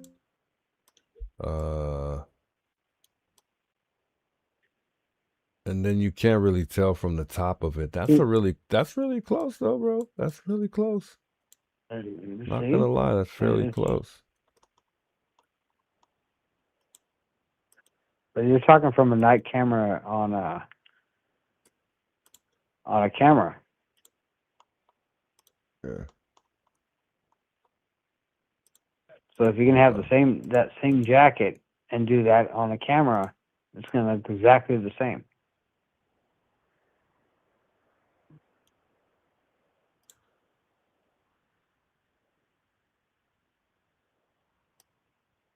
Yeah, I just don't see that pattern on the top, that square pattern. That's Yeah, where it's. yeah, because you're not gonna see that at nighttime. But if you look very closely, you do see the pattern in the video. It's like more crisscross. Let me go with the regular one and see what it.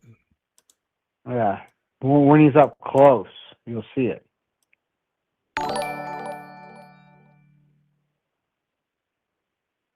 But show that jacket Jacket's on there. on your feet. Oh, okay. Oh, the picture that I sent you.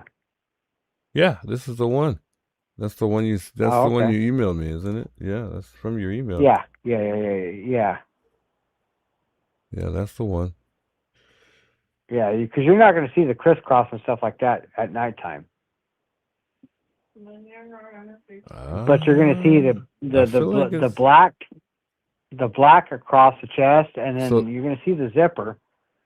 You're going to see the zipper. I don't even know if that's a line in the jacket. Is that a line in the jacket, or is that a line from the bag? Close, but I don't see it. I don't think so, because the jacket, it doesn't have any white in between the zipper. On the perp's jacket, he's got white in between it. And it's black and white. It's a black and white camera, so you're not going to see it. So you're going to see more of the zipper. Yeah. At nighttime, you're going to see, because even I have my camera, I'm going to see black and white. I'll see zipper. Yeah, maybe so. Yeah, so if you can compare that jacket, just show that jacket and see if anybody else knows. It's on there. You know? The jacket's on there. It's live on the screen. Oh, okay. Yeah, they're looking at it. Oh, okay. Perfect. Awesome. Yeah. You know, and then and that's another thing too, and it made me think about when that perp came up and he had the shrubs. So my main thing was, I think he was wiping away the evidence with the shrub. Yeah, remember when the perp came up and he had the shrubs, and he grabbed from the flowers or whatever? Yeah. I think he was wiping away fingerprints. I don't know if that would be sufficient enough to wipe away fingerprints with shrub. Yeah, you can do so much for shrubs. It's called disrupting. Interesting. I never heard of that. I mean, you could be right. I don't know. I don't know too much about when it comes to shrubs. Yeah, because he maybe you know what? Because I think he's another guy. I think he touched it, and he fucked up. Or excuse my language. He messed up, and then he grabbed the shrubs, and he was rubbing it off with the shrubs. Yeah. Because of the oils in your hands. So maybe that's the reason why he grabbed the shrubs, is wiping away the oils from your hands. Yeah. And then he came back and had, because maybe he didn't have the gloves on in the first place and touched wherever he shouldn't touched.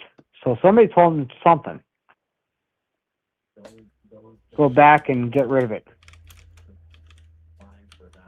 So it was fixed. Interesting. Chat, y'all believe that? You think the shrub was used for DNA to get removed? Or to alter with the DNA? To alter with it and just kind of get it, or mix it, whatever, and get rid of it. So you can actually do that. Stop playing around. We all know it was her family that did it. So Design, thanks so much for the $2 super chat. I'll check your email out right now as well.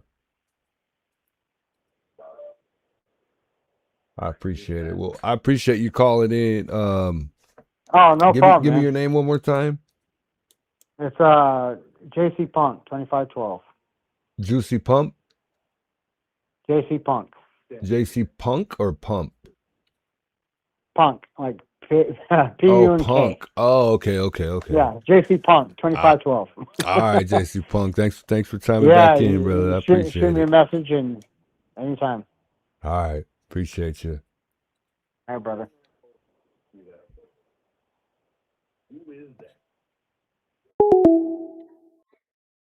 I don't know, guys. It's definitely close, though. It's definitely close. I don't know about the jacket situation. Wifey chiming in from background. Yeah, you guys heard that? She was like, you guys know it was the family. We heard that loud and clear. Or maybe mother.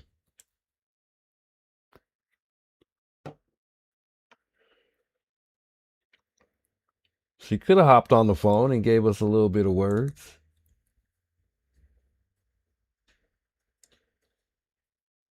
That was interesting. Real quick, I'll go over here real quick to the email one more time. Somebody said something in chat and I feel bad because I think I missed it. What is this?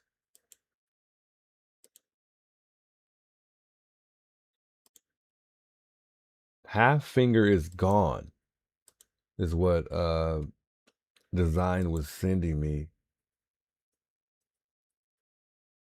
Oh, I see what you guys are saying. But that doesn't, are you sure? It doesn't look like that to me, though. The whole half of the finger? You guys seeing that? I don't see that.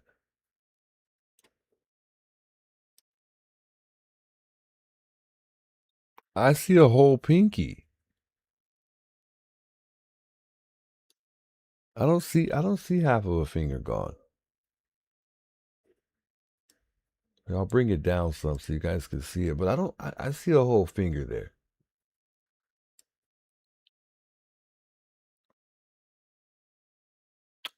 Because there's no really point in time.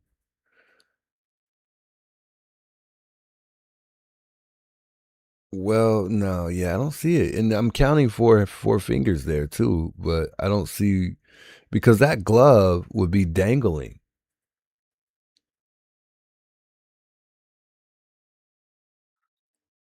No, she was just sending me an email to show me what they meant by half of a finger.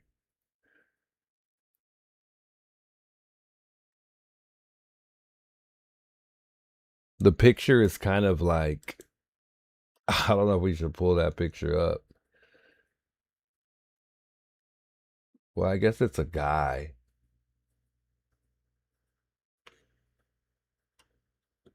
But I also don't want to show people's emails. I guess I could save the picture and then post it here if you want me to show the actual picture. It's a full finger to me, though. And by the way, we did a poll. We had 404 people vote. Let's see how many people we got tuning in right now. We currently are sitting at 1,000, so about 1,100 people tuning in right now. And out of that 1,100, 400 people took this vote. And after weighing in, we have 51% say no, it's not a female. 23% said yes. And the other 26 went to not sure. Interesting. This the Juice. Hello. Hello, how Hi. you doing? Hi. Hi. Hi. My friends used to live in Nevada. Your phone says I'm in Nevada? Yes. No, I'm actually in Tucson, Arizona. Yeah. But that's the number that I use through Google. So that way How you I'm not doing? calling or putting my personal number there. How's it going? That's going all right. So For real? what brings you to call? What brings you to call in? No, I saw that in Nevada. I, mm, Yeah, so it's just a Nevada number. That's the number that it gives me through Google. yeah, yeah. It sounds like it's not a real person. I don't know why. Maybe it Well, is. He's just I'm someone tired. who is I want Oh, so a it is. chance It is. to speak with you before. The- Everything, there'll be a time when nobody can reach you, I know sometimes it is tough, but it's been okay tonight. I've been too crazy with calls. Mm-hmm. Were you trying to reach out for something in particular, or you just wanted to say hello? Just hello. Oh, okay, that's cool. So did we speak before? I don't know why you kind of sound Nope. familiar. No? Okay. So Nope. it's somebody else. Well, I appreciate you calling to say hello. Yeah, Much well, love. it's really sad, and you feel sorry for everyone there involved, and it's It is. It is. It's a it's tragic thing. heartbreaking. It's amazing how it's affected the world, right? It's insane Yeah, in many ways too. I don't know what they're doing. Mexico's sad. Yeah. It's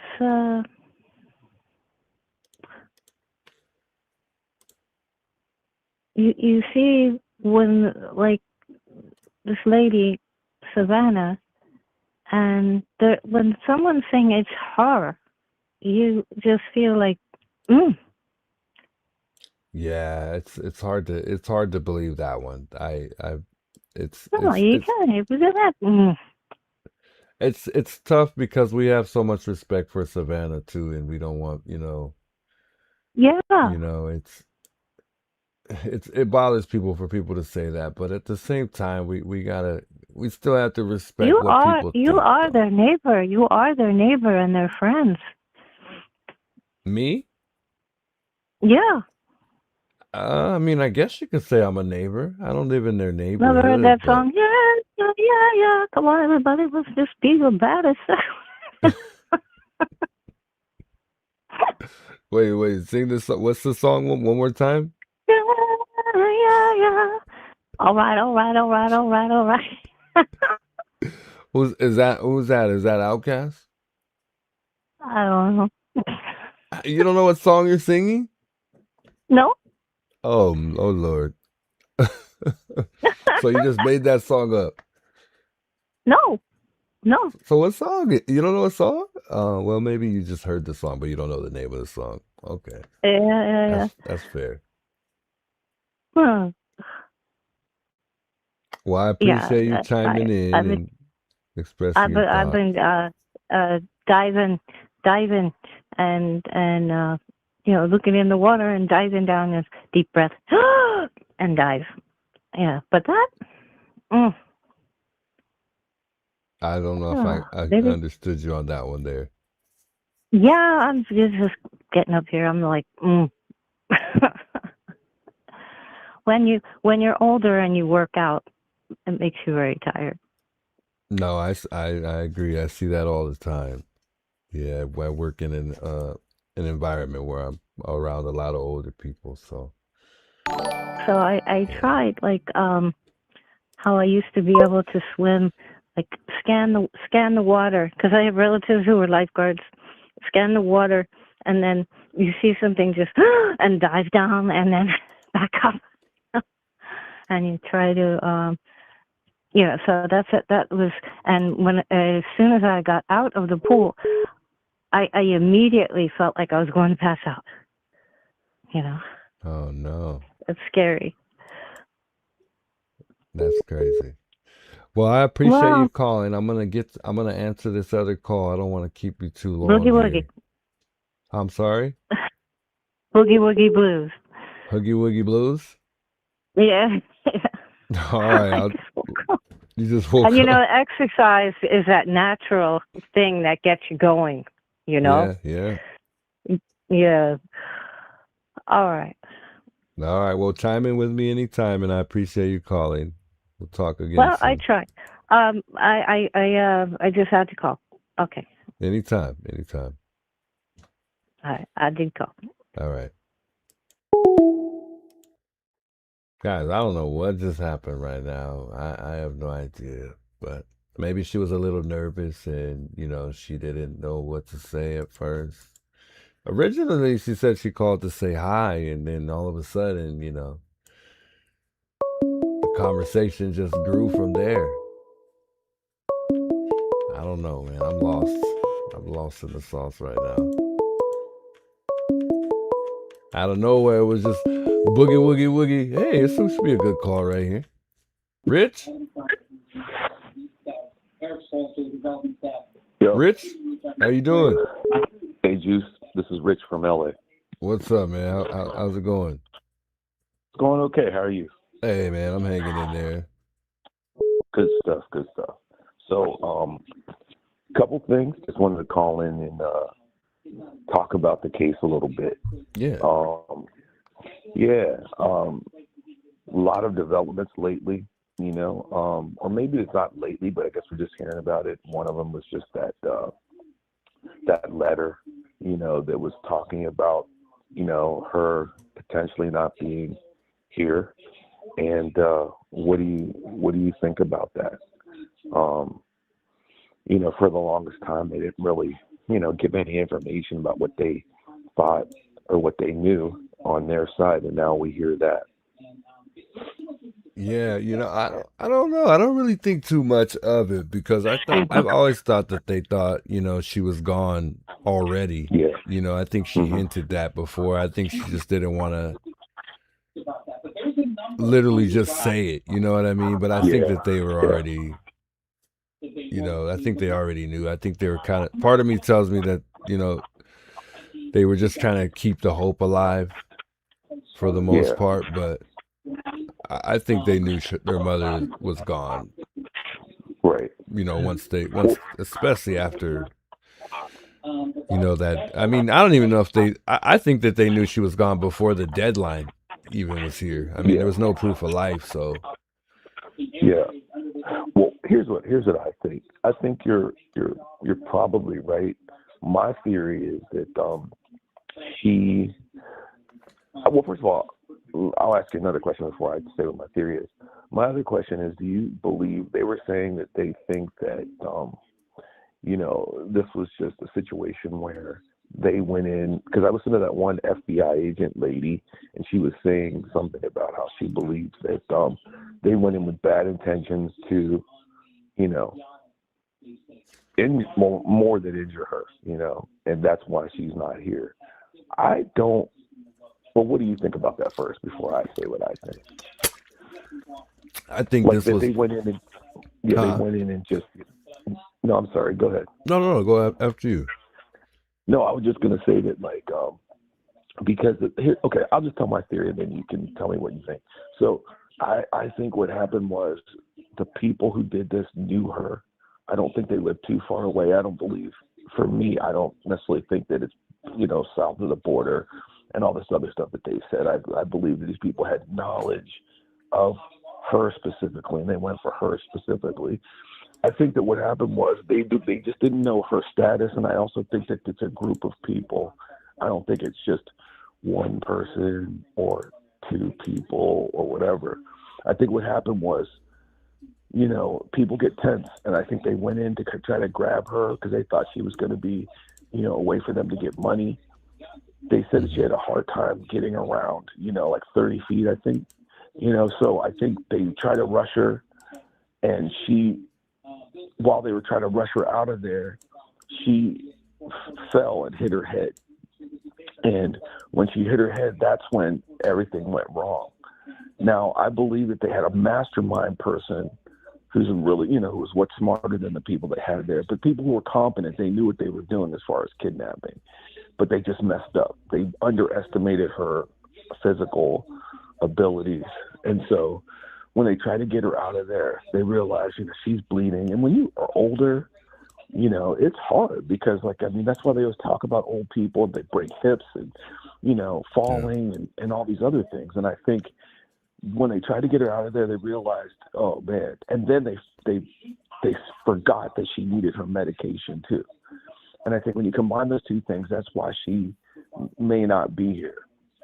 So then, like I said, that's why I don't believe the FBI agent, because she thinks they just went in there like hog wild, and their goal was to, get back at Savannah or get back at the family for some reason. Now, the next part of that is that I believe there's a recording that JLR had of coyotes. I mean, it was like, listen, where I live, we have coyotes that you can hear in the distance. Like there's like across the road, there's like this area where I've seen coyotes around here, and you can hear them at night. Sometimes you'll see signs posted around on like telephone poles where people's dogs are missing, and a lot of times it's that. But my point is that I've never heard that many coyotes at one time just going crazy. And I think that was how if she's not here, I think they took her back there, and I think the coyotes got to her. Because, I mean, I'm telling you, I've never heard a sound like that. That sound was crazy. And I think that's why, if she's not here, that's why they can't find her. And a lot of times, depending upon the time of year, the coyotes will take their cubs, and they'll have like animal that they will injure, but it's still alive, to teach them how to hunt, how to attack something. And I think that blood is probably what attracted the coyotes to her, if that's what happened. I mean, that's my theory on that. Now, there's a lot of other things that don't make sense too. And I wish you guys would ask this question. Nobody asks it. And the question is, why don't they have the time code on the videos or photos? Every video that you ever get has time code. Time code tells you what date, what time, and that it came from that place. Just like your phone, it's a signature that tells you exactly where the information comes from and what day and time. And that's a critical piece, because it's entirely possible that what we're looking at, just because they tell us, doesn't mean it's true. So what we're looking at when we see those men in front, or men in front, we don't know if it's the same night. We don't know if it's the same people. We don't know anything. And the other thing is that we saw some other footage, some months ago, with that one guy way further away who was coming through a gate, walking through with a backpack. Is that what happens in this neighborhood? Because the thing is, I think, again, all of you guys, were onto something when you showed they like gave them water and fed them, and this day where that girl found those pants down there, and I don't think the pants had anything to do with it. But I do think that, and this is what all law enforcement knows this, even in the Gilgo Beach case, they always ask the homeless people, and they also ask the sex workers or street workers, questions, because they are the eyes and ears of what goes on. A lot of times they have a different vantage point on what's going on, because they're there all the time. They see things. They don't see things, someone else sees things. And that should have been the first thing that the deputies were asking. Well, what did you see? There's a weird disparity of money. You've got these super wealthy people, then you've got these super unhoused people at the same time in the same neighborhood. And my thing is, I believe that and then you have these burglaries, that are happening in that neighborhood. I think it's weird that, like, under Nana's administration, he had one of his people had kidnapped someone, an elderly lady. I think that's weird. I also think that there's a weird connection between Nanos and Sue Ellen. Like, my thing is, that woman has a lot of power. Like, most people just can't call up. Like, I live in Los Angeles, so some people have that kind of power, like celebrities out here have that power. If somebody called and said, hey, this is going on, they'd be there in 2 seconds. Yeah. I feel like that's the kind of power she has. You know, some of the stuff that happened, you know, in some of those different situations where you guys were cited and things, I think it happened so fast, like it was pre-planned. And even when I listened to Chris McDonough, he hit right on it. He was like, hey, wait a minute. How does the media know this stuff before the people on the ground? You know, that this is all going to go down. And the reason why that's problematic is because that shows that power is dictated by the government, in quotes, and that the government and the media are working together on something that doesn't have to be a thing. You know, it doesn't. What could have happened simply would have been like, hey guys, we're just asking you to pack up. You know, every deputy, every police officer has discretion. They can do whatever they want in these cases unless they're ordered not to. And I feel like that's a problem. And I feel like in the, you know, because I noticed there's this weird war going on between other content creators and you guys. It's weird. The people who are kind of attacking the content creators who are trying to help don't understand that they're really attacking themselves, because it comes down to this. There are things that all of you guys have done, and I'm like, yes, I agree. But there's some things out there where they may not agree with. And instead of like saying, I don't agree, which they do, they attack and they try to place blame. And it's like, guys, you have to realize, I think, you know, Brian Etten said it well, which is like, I don't know if this is right, and he's going to check on it. He knows, but more importantly, he said, if I go out there, are they going to arrest me? And I think that right there should be the source of most of these people, the content creators on the outside, who don't see, because I've heard them say crazy things like, oh, you guys aren't doing anything. Like, what? Were you there when people were handing out flyers? Were you there when they were searching? Were you there when they're using drones? Were you there when they're, you know, using their cameras to see what's going on around the house? Were you there when they're trying to formulate theories? Like, that's more than just sitting, you know, being a nuisance, you know, in the neighborhood. And I don't want to get into any of the case stuff, because I think that's something that you guys should do offline, as I've said before. But the point is that there are people, and this happens in every genre of content creation. You'll have people that, I don't know, are into action figures, and they're fighting over, you know, one content creator's opinion, and they're saying, oh, and then there are people who watch movies. It happens all the time. People didn't like a certain movie, and they go, that director should die.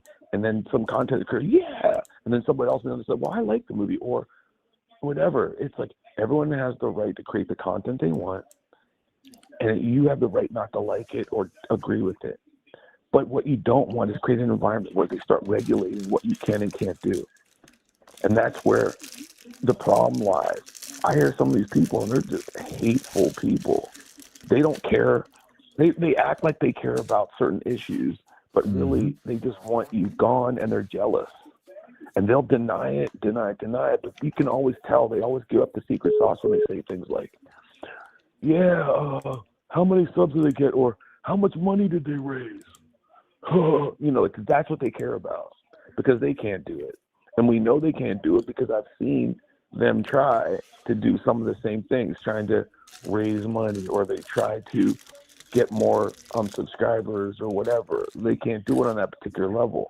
Yeah. They're jealous that you guys have a group of guys who support each other and are successful. And I don't know, like, what other stuff you've done in your life, but this is the way the world works. You know, people, when they say they love you, they hate you, then they love you again. You know, you guys are, you know, there are people who love you, then there are people who don't like you, you know, and then after a while, you can become so successful that people who don't even like you act like they do. And I feel, and that's why you also have to be careful about some of the people who come on, who represent themselves as friends when they're not. And you know, that's why I was saying before about keeping it offline, because people will try to, you know, come in, like decipher what you're doing, run back, go to the people who don't like you and align themselves with them. So, and I think what gets lost in the whole thing is something real simple.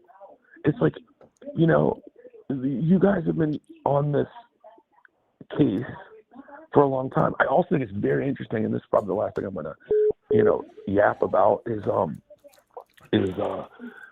of a sudden you notice how all this, you know, all this information is coming out from the sources that have been quiet for the longest time. Everything from Nanos's office to even Savannah Guthrie's team.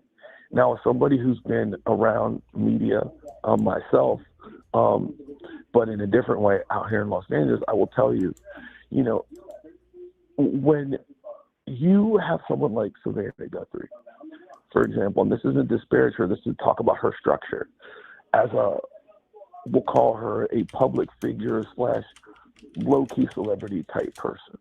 She's a personality in the media business, right? She has assistants, she's got management, she's got agents, she's got a social media team, she's got all these different people who are watching her interest. So I don't really think that Savannah Guthrie is sitting at home watching YouTube on the regular, but I think her social media team does. Yeah. And then her social media team tells her what's going on, and then she can form an opinion based on the people she trusts around her. That's how it normally works. And the other thing I'm not convinced in is I'm not convinced in that the latest letter that she had supposedly commented on. Because I looked at it, I kind of analyzed it. The letter that they have out there is an account of what they says she thinks or said. It isn't her directly saying, "Get those guys." Da, da, da, da. Like so, it's and I think especially with AI right now. And I'm not saying it's AI. I'm saying that it's possible that somebody went in and said, I don't know if you use AI, but I do, but for legitimate things. But like, let's just say that I wanted to create a contract for, say you and I were going to do some business. And I said, I want to create a contract, a legal contract between myself and the Juice to have a limited partnership on some kind of product. I would ask the AI to create a legitimate document to do that. And then I would enter your name in, my name in, and whatever the product is. And it would be a legal binding document that I had no idea myself on how to do. But the AI will find in its database what that is. I feel like that's what this looks like. This looks like someone went in, they AI'd it, and then they took information that could be legit information, I don't know, put it on the document, then put it on the internet, and then said, hey guys, this was said by her. If this was a legal situation, they would say that's hearsay. They wouldn't say that that's directly coming from that person, because it doesn't read that way. It doesn't say like, you know, I wrote this, I said this. It says, I was told this. This was said.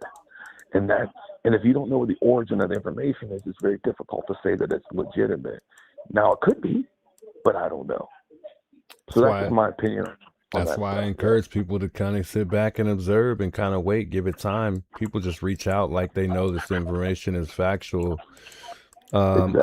I don't know who's, you know, if this was pulled from records actually, but still, it doesn't really state that this person specifically reached out, and it still could be somebody posing to be Savannah. You know, it still may not be Savannah, but yeah, I think, you know, she, like you said, she has a team, and I think this is kind of off topic, but I think the fact that she's surrounded by so many voices, it causes conflict between her and Annie as well. That was a good theory, man. That was a really good theory. I've never really had a theory on whether or not, you know, what I've always questioned what went wrong, because everybody says, you know, something went wrong. That might be a good theory, you know, because she could only make it to the mailbox on a good day. Exactly. according to Savannah. So I mean, she could have fell in. I mean, she definitely was gonna. She's a fall risk. I always say this. She's a fall risk, and I know that for a Right. fact because I do it Yeah. every day. Yeah. Well, the other thing too, to go along with that is this, and my parents are starting to get older, and and my mom actually was in the business. When I was a kid, she was in the business of what they call gerontology, which is like the study of older people. And so because older people are the largest growing group in the world, people are getting older, so there needs to be studies about older people. One of the things they say is as you get older, you have a harder time. People fall a lot because your perception of your movements, like your eyes and your motor skills change. And so they always say, be careful. That's why, if someone steps on a stair, your brain thinks that you're just doing something you've always done, but your motor skills don't match up to that. So that's why there are times when people have a difficult time walking, going upstairs, going downstairs, those type of things. And I thought about that in that particular situation because here's excuse me. Here's what I say to that. There was no sign of a burglary as far as we know. People said, "Oh, was a burglary gone wrong?" Well, where's the evidence in that? They said they kept her house pristine, for one. So that means that everything's in its place that it's supposed to be in. And if it wasn't, it would be very noticeable. That's the first thing. Two, people have used the gems theory. Oh, there's something about the gem show or whatever. I don't know much about that, but I doubt that because that, again, would have been something that they brought up. But I do think that it was targeted and that she was the valuable item that they were taking from the house, not calling it an item, but just saying that if you're just looking at it like as a study of what happened, she was what they wanted. And they took her, and again, it went wrong. And then the other part of it too is that if you believe, and I'm not sure, but if you believe that the Bitcoin thing is real, that the people who are asking for that money are the same people who did the kidnapping, then that doesn't add up, because then why would you ask for all this money? I think the reason why they didn't take the money was because they knew, and this was also reported on TMZ, that the FBI was trying to, I think it was like $247, something like that. They tried to see if anyone would take it so they could try to basically track them down and trick them into, showing them where they were. So my thing is, if that's all true, then that's your motivation. But the reason why they didn't take it because they were hip to it. And I believe that this is such a weird case because you've got on one side, you've got, some people might think that the guys in the doorway, if those are really the guys, are bumbling. They're like bumbling, I won't say idiots, but they were bumbling when they were doing this. But on the other side, if you listen to people like Harvey Levin talk about it, he goes, after reading the letter, I feel like they were very, these guys are very intelligent. He used the words like highly intelligent, and so, and then you add the Bitcoin, and not most Americans don't even know what Bitcoin really is or how it works. So the fact that these people use that method to try to get money, because they could have easily said, look, drop off this money in a place where a place that nobody knows, like actual money. You better not do anything funny with the money, or there's going to be a problem. And they could have just got actual cash if it was all like that. That's what most of these groups would do. Bitcoin is even though people say, well, it's because it's untraceable, but it can be traced. There's nothing in this world, I don't care what anybody says, that can't be traced. Our phone calls, oh yeah, you got, VPNs. I still believe that you can trace it. And I know the FBI has ways, they just don't tell us how they do it. Yeah. So, and just one last thing that I just thought about. In that letter, I feel like the letter was either one of two things. It was, I think AI was involved in creating the letter that the recent one we just heard about, when they talked about, I forget the exact wording, it had something to do with about burying her or whatever. The way it was structured doesn't sound like how we talk. Yeah. Meaning, the average person, or even more importantly, how we write. Yeah. And I think it was either done from a translator, meaning because there's some words in different languages that don't, or phrases that don't translate. You know, good point. I they mean, don't translate. Strictly pertaining to great grammar, that makes perfect sense. I mean, because remember, I mean, Harvey said it was almost perfect. Exactly. It's like almost like it's a clue, you know. Exactly. Yeah, I mean, I think you're on point with that for sure. I just think like with the ransom letter, there were things in there that made it seem that to me, I always go back to this where they were able to, the family was able to confirm that was like legitimate stuff, like as far as what Nancy was wearing, the Apple Watch, which just kind of reminds me that it could probably be family. You know, I mean, other than that, I don't think like it. I honestly, I've always thought that this was specifically to inflict pain. I don't think it was. Wow. I do. I don't think it was for money. I think it was for pain. I mean, unless, you know, somebody who wanted the money later, but why would you go through a local media station to, you know, to try to demand money? It just doesn't make sense to me. You're trying to do that under the table to stay below the radar. Right. That could have been a game just to make it look like they were something that they weren't. I get that. I think the only other thing is that it could possibly be though too is, you know, and again, I really try to stay away from trying to blame, you know, the family members. But the problem is even Chris McDonough, he didn't say it, but he stopped short of saying, hey man, you know, this organization that, you know, Annie worked for was in very close proximity to these, you know, that homeless camp and all these other things. And there's a lot of kind of things that kind of connect, you know, the fact that it could have been family or extended family who was involved in this. I think the thing is that it could have been insurance. Because, I mean, I heard early on, and again, I'm not blaming anyone. I'm not saying anyone did anything, but I'm just saying as a theory, if you're just talking purely as a theory, I think that I think I heard them talk about refinancing and trying to, you know, they were having some, you know, financial issues. And they always say there's different reasons why people do things. Crimes of passion, you know, crimes for financial gain, and so on. And also violence, you know, like if it was to inflict pain. Because here's the thing, we make a lot of assumptions about these people. Like we make a lot of assumptions. Because they, you know, seem like they're happy and that they're close family members doesn't mean that they are. We see this all the time in personal relationships. A friend of yours, you know, as a boyfriend or girlfriend or husband and wife or whatever, and then they get a divorce. And we thought you guys were going to be together forever. Yeah. Because our perception of what it is doesn't mean it is what it is. So, but again, I like I said, I still don't know. Like I don't know anything. You know, all I'm doing is talking, trying to take the information that I've seen and heard and try to make it make sense. Yeah. And the reason why we can't is because there's just too many. There's not enough information, and then there's too much information about certain things that we've accepted.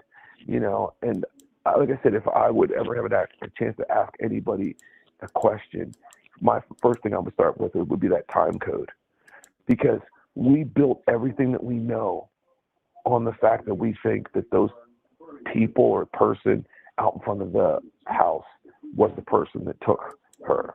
Yeah. And if that took place 2 years ago or after, you know, a certain point, we could be totally wrong, and then we're absolutely nowhere with what the theory is. But anyway, those are my thoughts. I just wanted to call in and just tell you, man. Real quick though. One. What do you think about the garage door, the 2-minute gap? That's a good question. I don't know what I think about that, honestly. I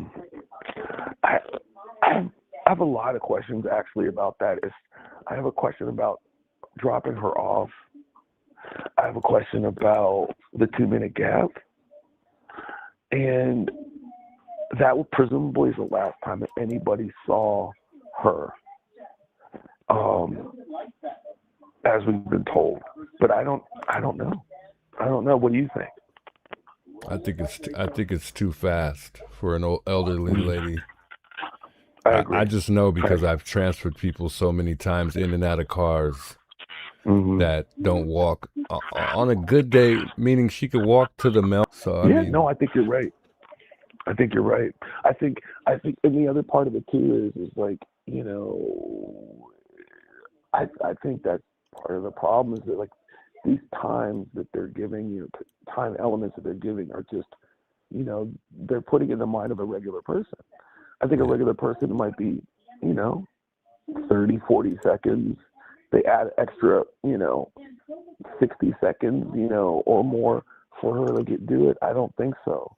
I think she probably struggles. And the other thing too is, since you said you drop people off and things like that, how many times would you allow an 84-year-old woman who's struggling to walk up the driveway or whatever through the garage, to just walk up there and then, and especially if it was your family member, not check on them, you know, not walk them yourself. I just think that's weird to me. Like, never, you know, like it's never, exactly. That's weird. I'm just thinking, like, does that make sense? And we've accepted that. Not only are you right, I think about the time part. I think the question needs to be asked. Well, why did you just let her walk? Well, and then you didn't ever check on her. You said, well, we'll just talk to you tomorrow. And then all of a sudden, well, she never showed up to church or, you know, online. It's like you never talked to her and made sure she got in okay, or call us when you get in, or whatever the case is. You didn't do any of that, because that would have been your instant red flag, right? Like the instant red flag is, wait, we didn't hear from her. She was supposed to call. She didn't. Never came to mind. I never even thought about that. That's a good point. Yeah. But yeah, no, for that particular part though, never. Like, I mean, because you, I mean, knowing that your mom's a fall risk, for one, you're not being able to attend her, and you're somewhere else. You're not with her. You just, you know, you provide, you know, you're her caregiver on occasion. Those cameras have to be on. Exactly. They have to be actively working, you know, for you to be able to see what happened. Not only that, you know, even though you can monitor that through a live feed, you still want to be able to go back so you can see what happened. That's also just as important as you being able to watch it live. So something isn't right. Something isn't right. And we know it. We smell it. We smell it. Exactly. And I think everybody knows it. I think the Nanas' team knows it. I think FBI knows it. I think we all know it. I think all the YouTubers know it. I'll tell you one other thing too. I think that you know, I think it's weird that it feels like there's people who are trying to like impede the progress of the investigation. I just do. I also think, you know, and I think JLR said it a long time ago. He was like, you know what's weird? He goes, you know, they spent a lot of time over at Annie's house. A lot. Like they were there for so long, impounding vehicles, this and that, and then nothing. And then nothing. And I mean, part of that is normal because you're like, hey, you're under investigation, now you're not. But part of it isn't normal because, again, I would have asked, and maybe they did because we don't know what they've asked them, but, you know, presumably you were the last people to see her. And you dropped her off. And I also thought too, the questioning I don't know if you saw it, I just saw a clip, I don't know where I saw it, where it was Savannah talking about her conversation with her sister. And she says to her, did you call the authorities? And then she like, did you? Like, you know what I mean? Like, it was like weird because it was like, and then she's, well, I'm going to call. Like, well, that's normal. Like, you would instantly think, you know, does that mean you can't trust your sister? Like, you know, maybe that's because of her role in their family, that she's the one who's kind of like, you know, the responsible, in charge one.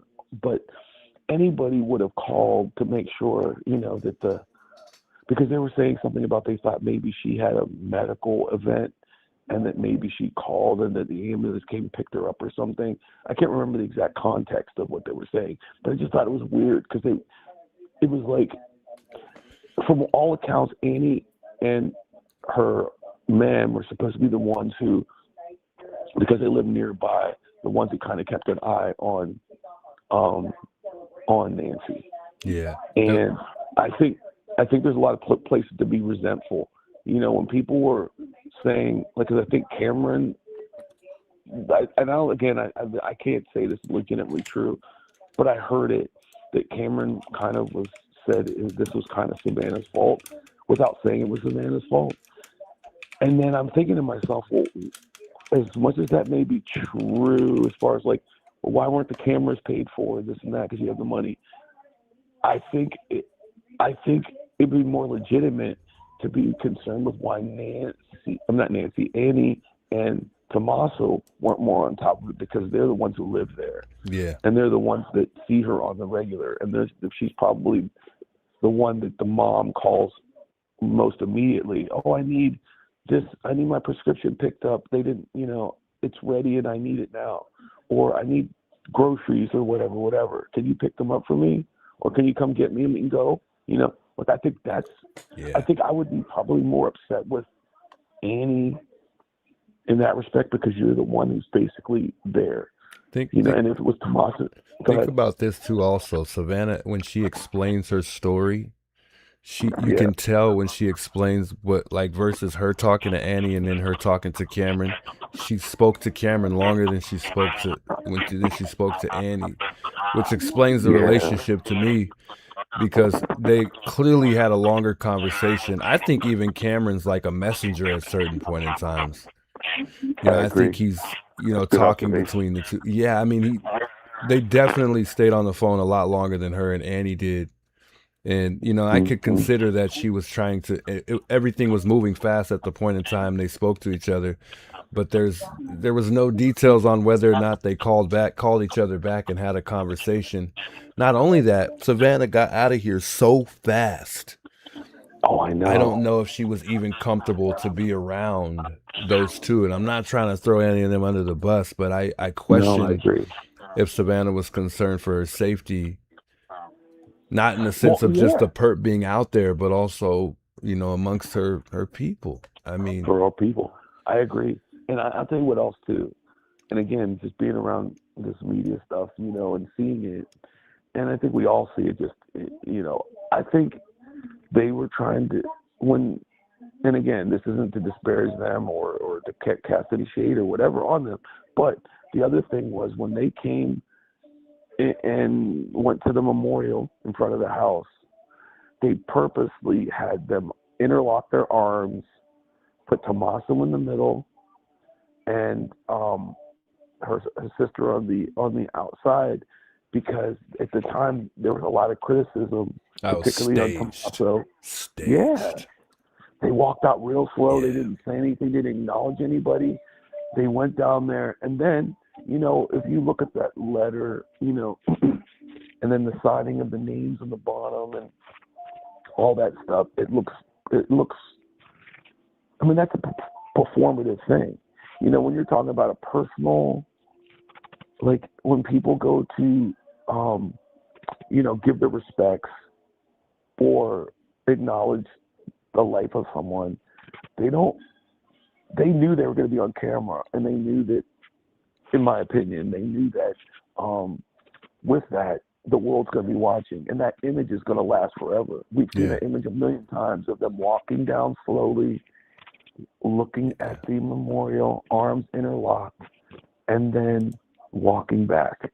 They were there for only a couple minutes, really, and then they walked back. There was, hundreds at that time. There were hundreds of reporters and streamers and everything, and they didn't say anything to anyone that we know of, and they disappeared. And I just felt like, again, I think that just like a lot of the information that's coming out lately, like one thing that was a red flag for me, and again, this isn't disparage, it's just an observation. When everyone was like, Savannah didn't do anything, why didn't she had all that money and she should have gone out there and got detectives. Then shortly after that, what do we hear? Savannah spent $500,000 on detectives. Then what do we hear? Brian Etten says, oh, that's not true. And I don't think it's coincidental. I think the idea was, you know, people were saying bad things about, you know, Savannah. And again, some of the stuff that we're hearing may not be coming from Savannah. It could be coming from assistants or managers or people who are in control of like her image and her perception. And so what happens is that someone says, hey, they're saying bad things about you, that you're not putting money out there. That's not good for you and your brand. So then someone says, oh, well, she spent $500,000 on detectives that no one knows about. And then Brian Etten goes through with his team of sleuths, you know, whether that's him directly or whatever. And he says, no, that's, excuse me, that's not true. And so I'm just saying a lot of it could be performative, just like that incident of them walking down there to that memorial could be performative. I think there's that possibility, Yeah, but again, you know, none of this is fact. This is just the stuff that, you know, you've heard, I've heard, you know, but I think, you know, when it comes to cases, you know, this is definitely one of the stranger ones. Kidnappings on this scale don't happen every day. Kidnappings happen every day, but not like this.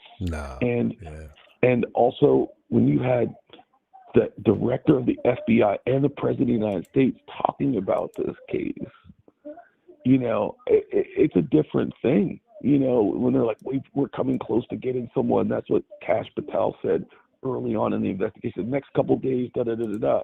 And here it is months later.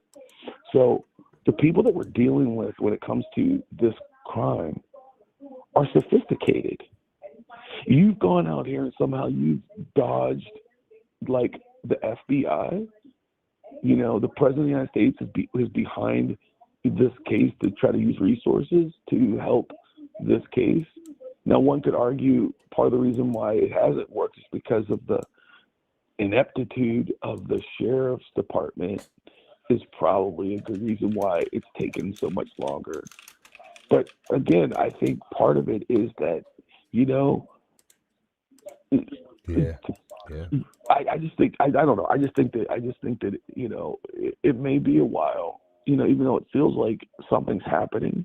You know, if you're really paying attention to what's up with this case, it seems like they may actually one day pull out something, say, hey, we got him. But as it stands right now, it feels like just more months and months and months of stuff that we don't, you know, we're not any closer to finding what happened to her. But like I said, I think the whole thing's unfortunate. I think a lot of it resonates with us because it could be, you know, one of our grandparents or parents, and nobody wants to think that could possibly happen. And I think that's why so many people care about this case. Part of our responsibility as citizens is, because people say, well, why are they out there? Well, because as citizens, and not citizens necessarily of a community, it's part of the thing is do the right thing, you know, and to be like, you know, protectors of the children, you know, the elderly, you know, and anyone who can't necessarily, you know, defend themselves. As citizens, as human beings, like that's the compassionate thing to do. And when people say, well, why are you doing it? Well, it's as simple as that.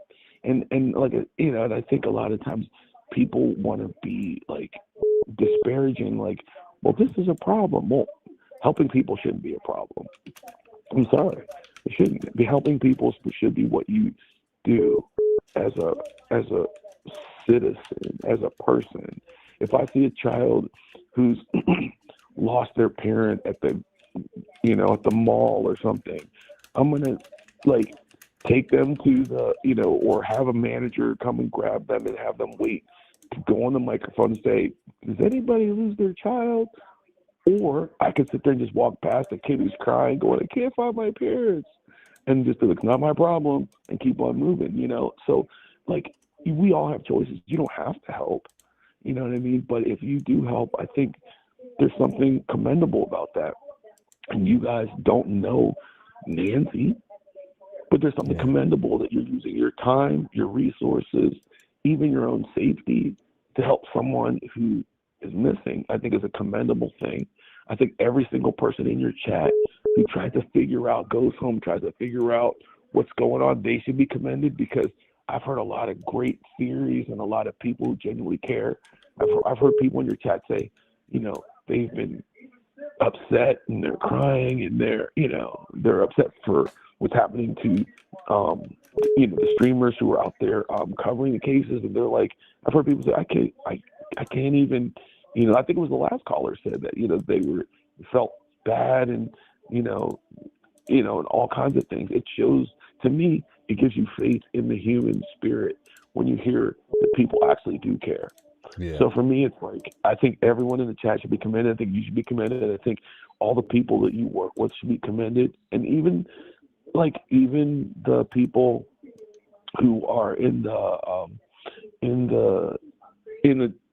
deputy space who are out there. I mean, yeah, when someone tells you, hey man, I'm just following orders, on some level you get it, because people are like, hey man, I don't want to be fired or whatever, but I don't believe in this, or when that one letter that came out with I think it was like the Deputies Association, of like, we don't agree with any of this at all, da, da, da, da. It takes a lot of courage to do that. So for me, it's like there's a lot of good people involved with all of this who are saying things and doing things that I think the next case that comes up, because there will be another case, the good thing I can take assurances is that you guys, you specifically, the juice will be out there to figure it out and try to help people. As a true crime streamer, I think that's what, which I think everyone should be thankful for, instead of complaining or trying to cause division among everybody. I think they should be thankful that there are people like you, and JLR, and everyone, 857 and whoever else is involved. Like, I think they should be thankful to the people like you guys exist. I agree. And, and I don't want to keep you too much longer, because I'm going to hop off. We got to talk off stream, man. We got to get a phone call in off the stream, but for sure, man, because I'm sure we could talk forever. Yeah. One thing though you had mentioned though was, well, I guess you didn't necessarily mention it, but one thing that kind of stuck with me, that bothered me, is, I know, Alex had called, Brian into the faggot, and he didn't, it bothered me because he reached out and said something and spoke his mind when somebody said something bad, and he was quick to read the report. But he mentioned us. He's met me a couple times, and I get it. He doesn't know me. I don't know him, but I think he could have at least said something decent about us, good about us. I didn't give him any reason, that would have made him think I was a bad person. For sure. It just sucks that it took for someone to get angry for him to reach back out. And I know this is kind of off topic, but you had mentioned something like, about, us just having this kind of confrontation, and it could revolve around jealousy for all I know. I mean, he's a highly successful dude, so I would doubt that, but it just sucks that we can't, represent one another the same way as because we speak highly of these guys. I'll tell you what I think about that. So, again, I'm glad you brought that up. I think what happened was this. Well, there's a couple things. I think if you listen to the whole, read what was being, first of all, a good portion of what he said, he was reading, right? So he was reading an account of what went down. Yeah. And then he added the part where he was talking about what he thought. Yeah. My thing is this. Sometimes when you're in a position, you're going to get in this position too, where you're so, I don't know how to use the word, we'll just call it famous, that like you, and also he works for a news organization. You guys are what I call new media. They're legacy media. New media means you're working for yourself and you tell what you think and you can say whatever you want, including saying what Alex said, and no one is going to be able to fire you or reprimand you for it because you're part of that group of new media. meaning you work for yourself. You are held to the terms and agreements of YouTube to some extent, but you can say pretty much what you want, or you can take the consequences, whatever you say, and it wouldn't result in you being fired.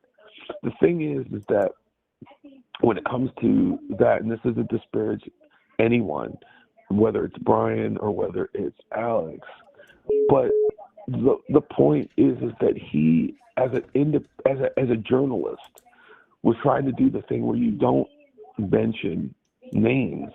In my opinion, you don't mention the name specifically of anyone for a variety of reasons. It could be, you know what I mean? And so he didn't do that. He just basically said, look, you know, I'm not sure if I would be arrested if I went out there, and I'm not even sure if it's legal what's going on. I'm going to look into it. I think it's the biggest key to what he was saying, and I'm not defending him at all. But that was the added part that was personalized. So if you're going to personalize it, at least say, I mean, something personal in regards to us. I mean, he's been on the ground.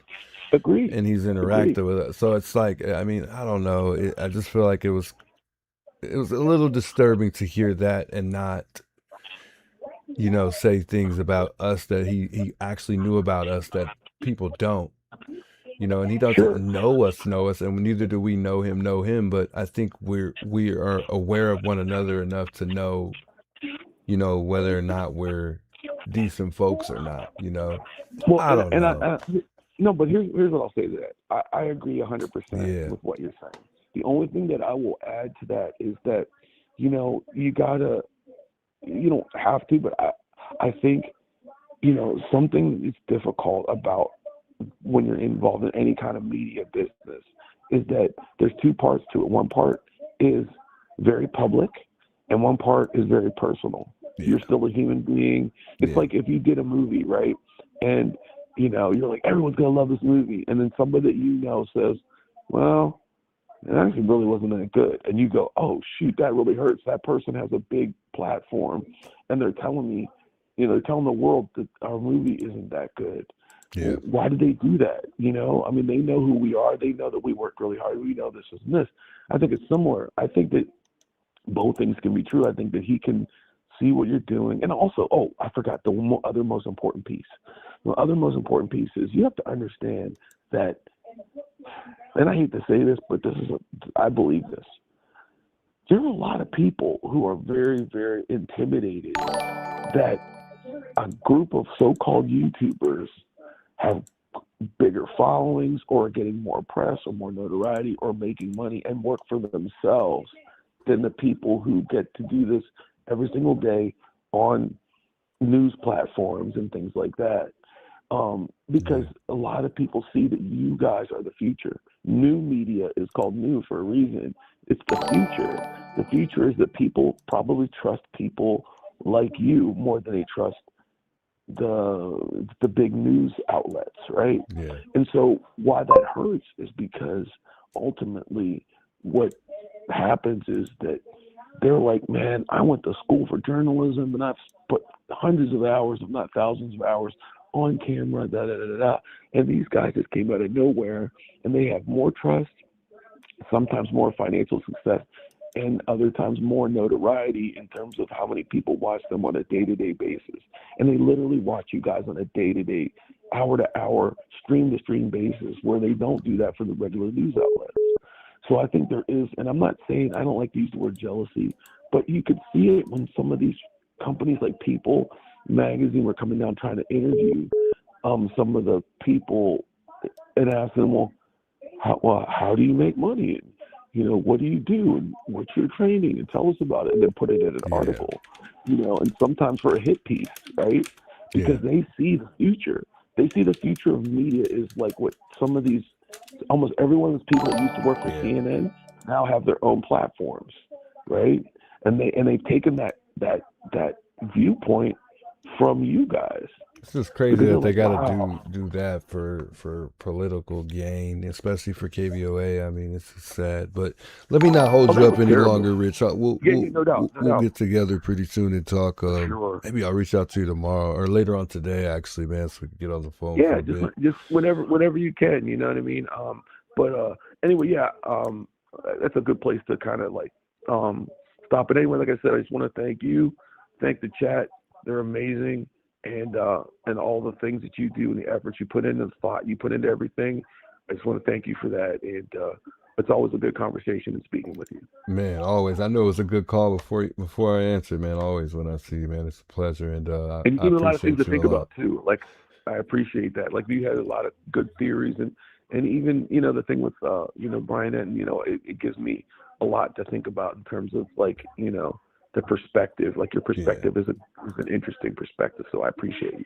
Hey, you as well, though, man. Likewise, for real. Appreciate All it. right, man. Have a good day today. All right. You too. Much love. Much love. Peace. Much love. Shouts to him. I didn't think we were gonna be on the phone that long, guys. I'm so sorry. I mean, I always had a bunch of questions for him, but I gotta stop lingering the calls on too long. But I haven't actually spoken to him for a while, and I knew it was gonna be a pretty good conversation. He's always got positive, very good things to say. And he just hit so many points that I couldn't get back to all of them. So I'll make sure next time I interrupt him respectfully, to kind of, follow, because I mean, not follow, but it's just hard to get back to everything, which, requires us to be on the phone even longer. But guys, it's been a pleasure tonight. I think somebody was trying to chime in, but we'll continue tomorrow. I didn't think I was going to be, on this long. It's crazy. But I had to, because I feel like I've been gone for like 2 days. Capped, man, says no hang up, no you hang up, man. Just has the patience. No, I like talking to that guy, and it's been a while, and he reached out a couple times, and he was really, saying things that I needed to hear, especially when it's, a lot of stuff took place at certain times. So it was awesome to hear from him again. And I've just been so busy and, going through so much. I had meant to reach out to him a while ago, but I sometimes I just can't. Like yesterday I was spending some time with the family too, so I couldn't do that. And today, same thing, it was just a busy day. I had to sit down today and get some things done. Whew, I hate it because I have to really like lock in and kind of ignore people sometimes, man. It sucks. It really does. Slap says I told you I'm correct, Juice. You enjoyed it. Enjoy what? Wait. He says you enjoyed the treat. He's a good caller. Yeah, he's an awesome caller. He really is. So we'll look forward to taking some more calls tomorrow. I really want to do a stream during the day. I really don't want to do a late night stream sometime this week. It's just so hard to really get on the phone, get on stream during the day, because I'm always so busy throughout the day, but not really. But the house is just so loud too because of all the kids running around and stuff too. So I hate to have like a whole lot of background noise. And not that I can't make them all be quiet, but I like for them to be able to enjoy themselves too. But anyways, guys, I know for sure I won't make it on stream during the day today because it's 6 in the morning. I'm gonna sleep for like 2 hours and then boom, I gotta go to work right now. So wanted to thank you guys all for chiming in and tuning in tonight. I wanted to say thank you guys for the love and support tonight. It's been an awesome night. I really didn't expect tonight to go, the way, it went. I really didn't. Much love. Big shouts to those of you guys tuning in tonight. See y'all tomorrow. I hope you guys have a very wonderful morning. I gotta get a couple more mods. I need to get a guy mod. I don't know who. Somebody like actively here that we could trust, modding the channel. So I'm looking forward to that. I think we already have one more mod. I think I'm gonna just mod Ali. I'm still trying to observe the scene a little bit because some people I really don't know. But anyways, guys, it's been a pleasure. I will see you guys in the next one. I hope you guys have a great rest of your night or morning. It's night for me because I haven't slept. Much love, guys. It's your boy, the Juice. Until next time, folks.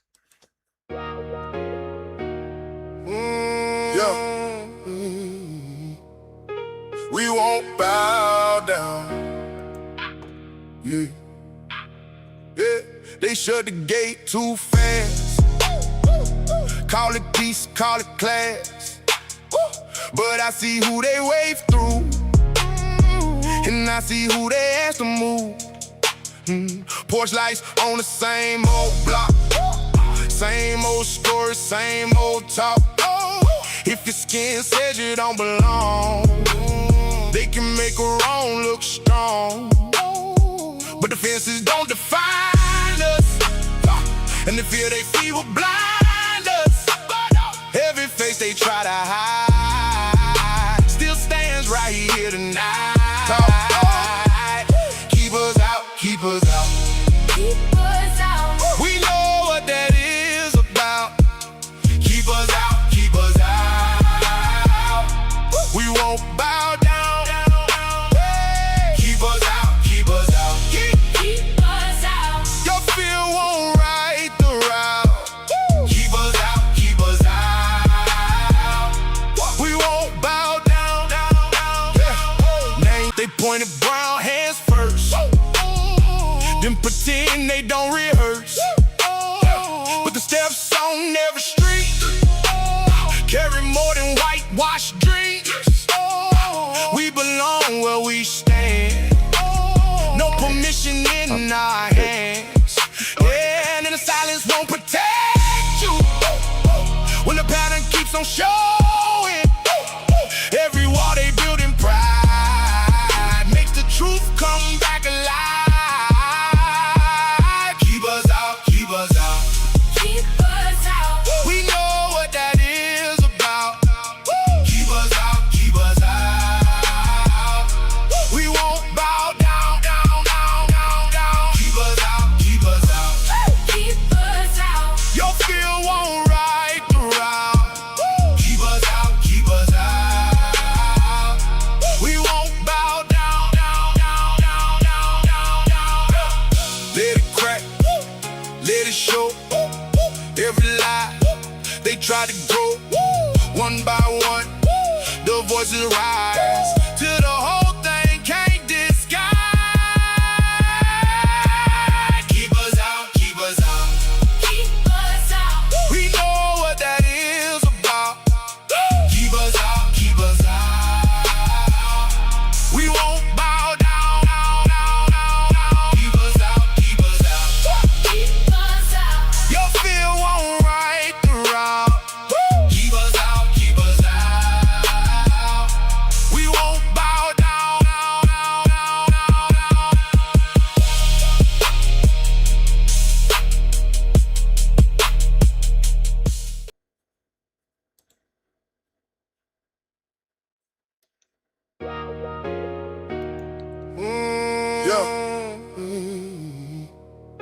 We won't bow down. Yeah. Yeah. They shut the gate too fast. Call it peace, call it class. But I see who they wave through, and I see who they ask to move. Porch lights on the same old block, same old story, same old talk. If your skin says you don't belong, they can make a wrong look strong. But the fences don't define us, and the fear they feel will blind us. Every face they try to hide still stands right here tonight. Keep us out, keep us out, keep us out. We know what that is about. Keep us out, keep us out. We won't bow down. Keep us out, keep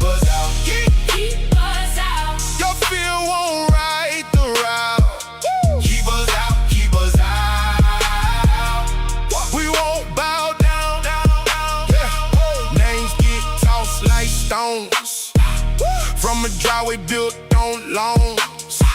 They pointed brown hands first, then pretend they don't rehearse. But the steps on every street carry more than whitewashed dreams. We belong where we stand, no permission in our hands.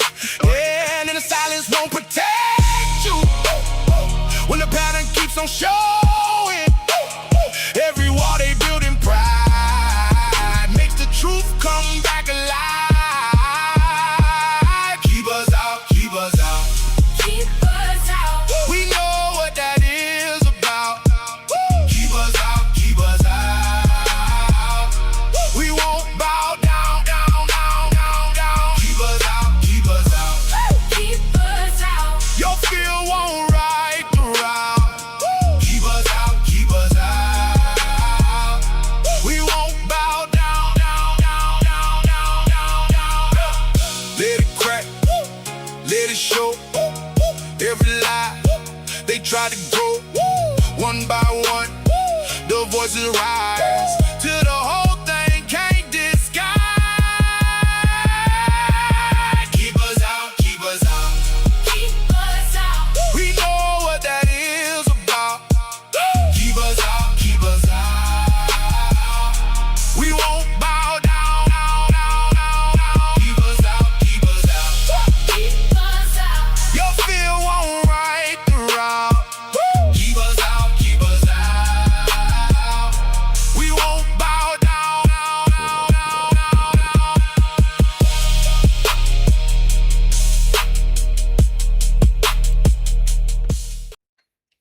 Why don't you just stop streaming at like 3?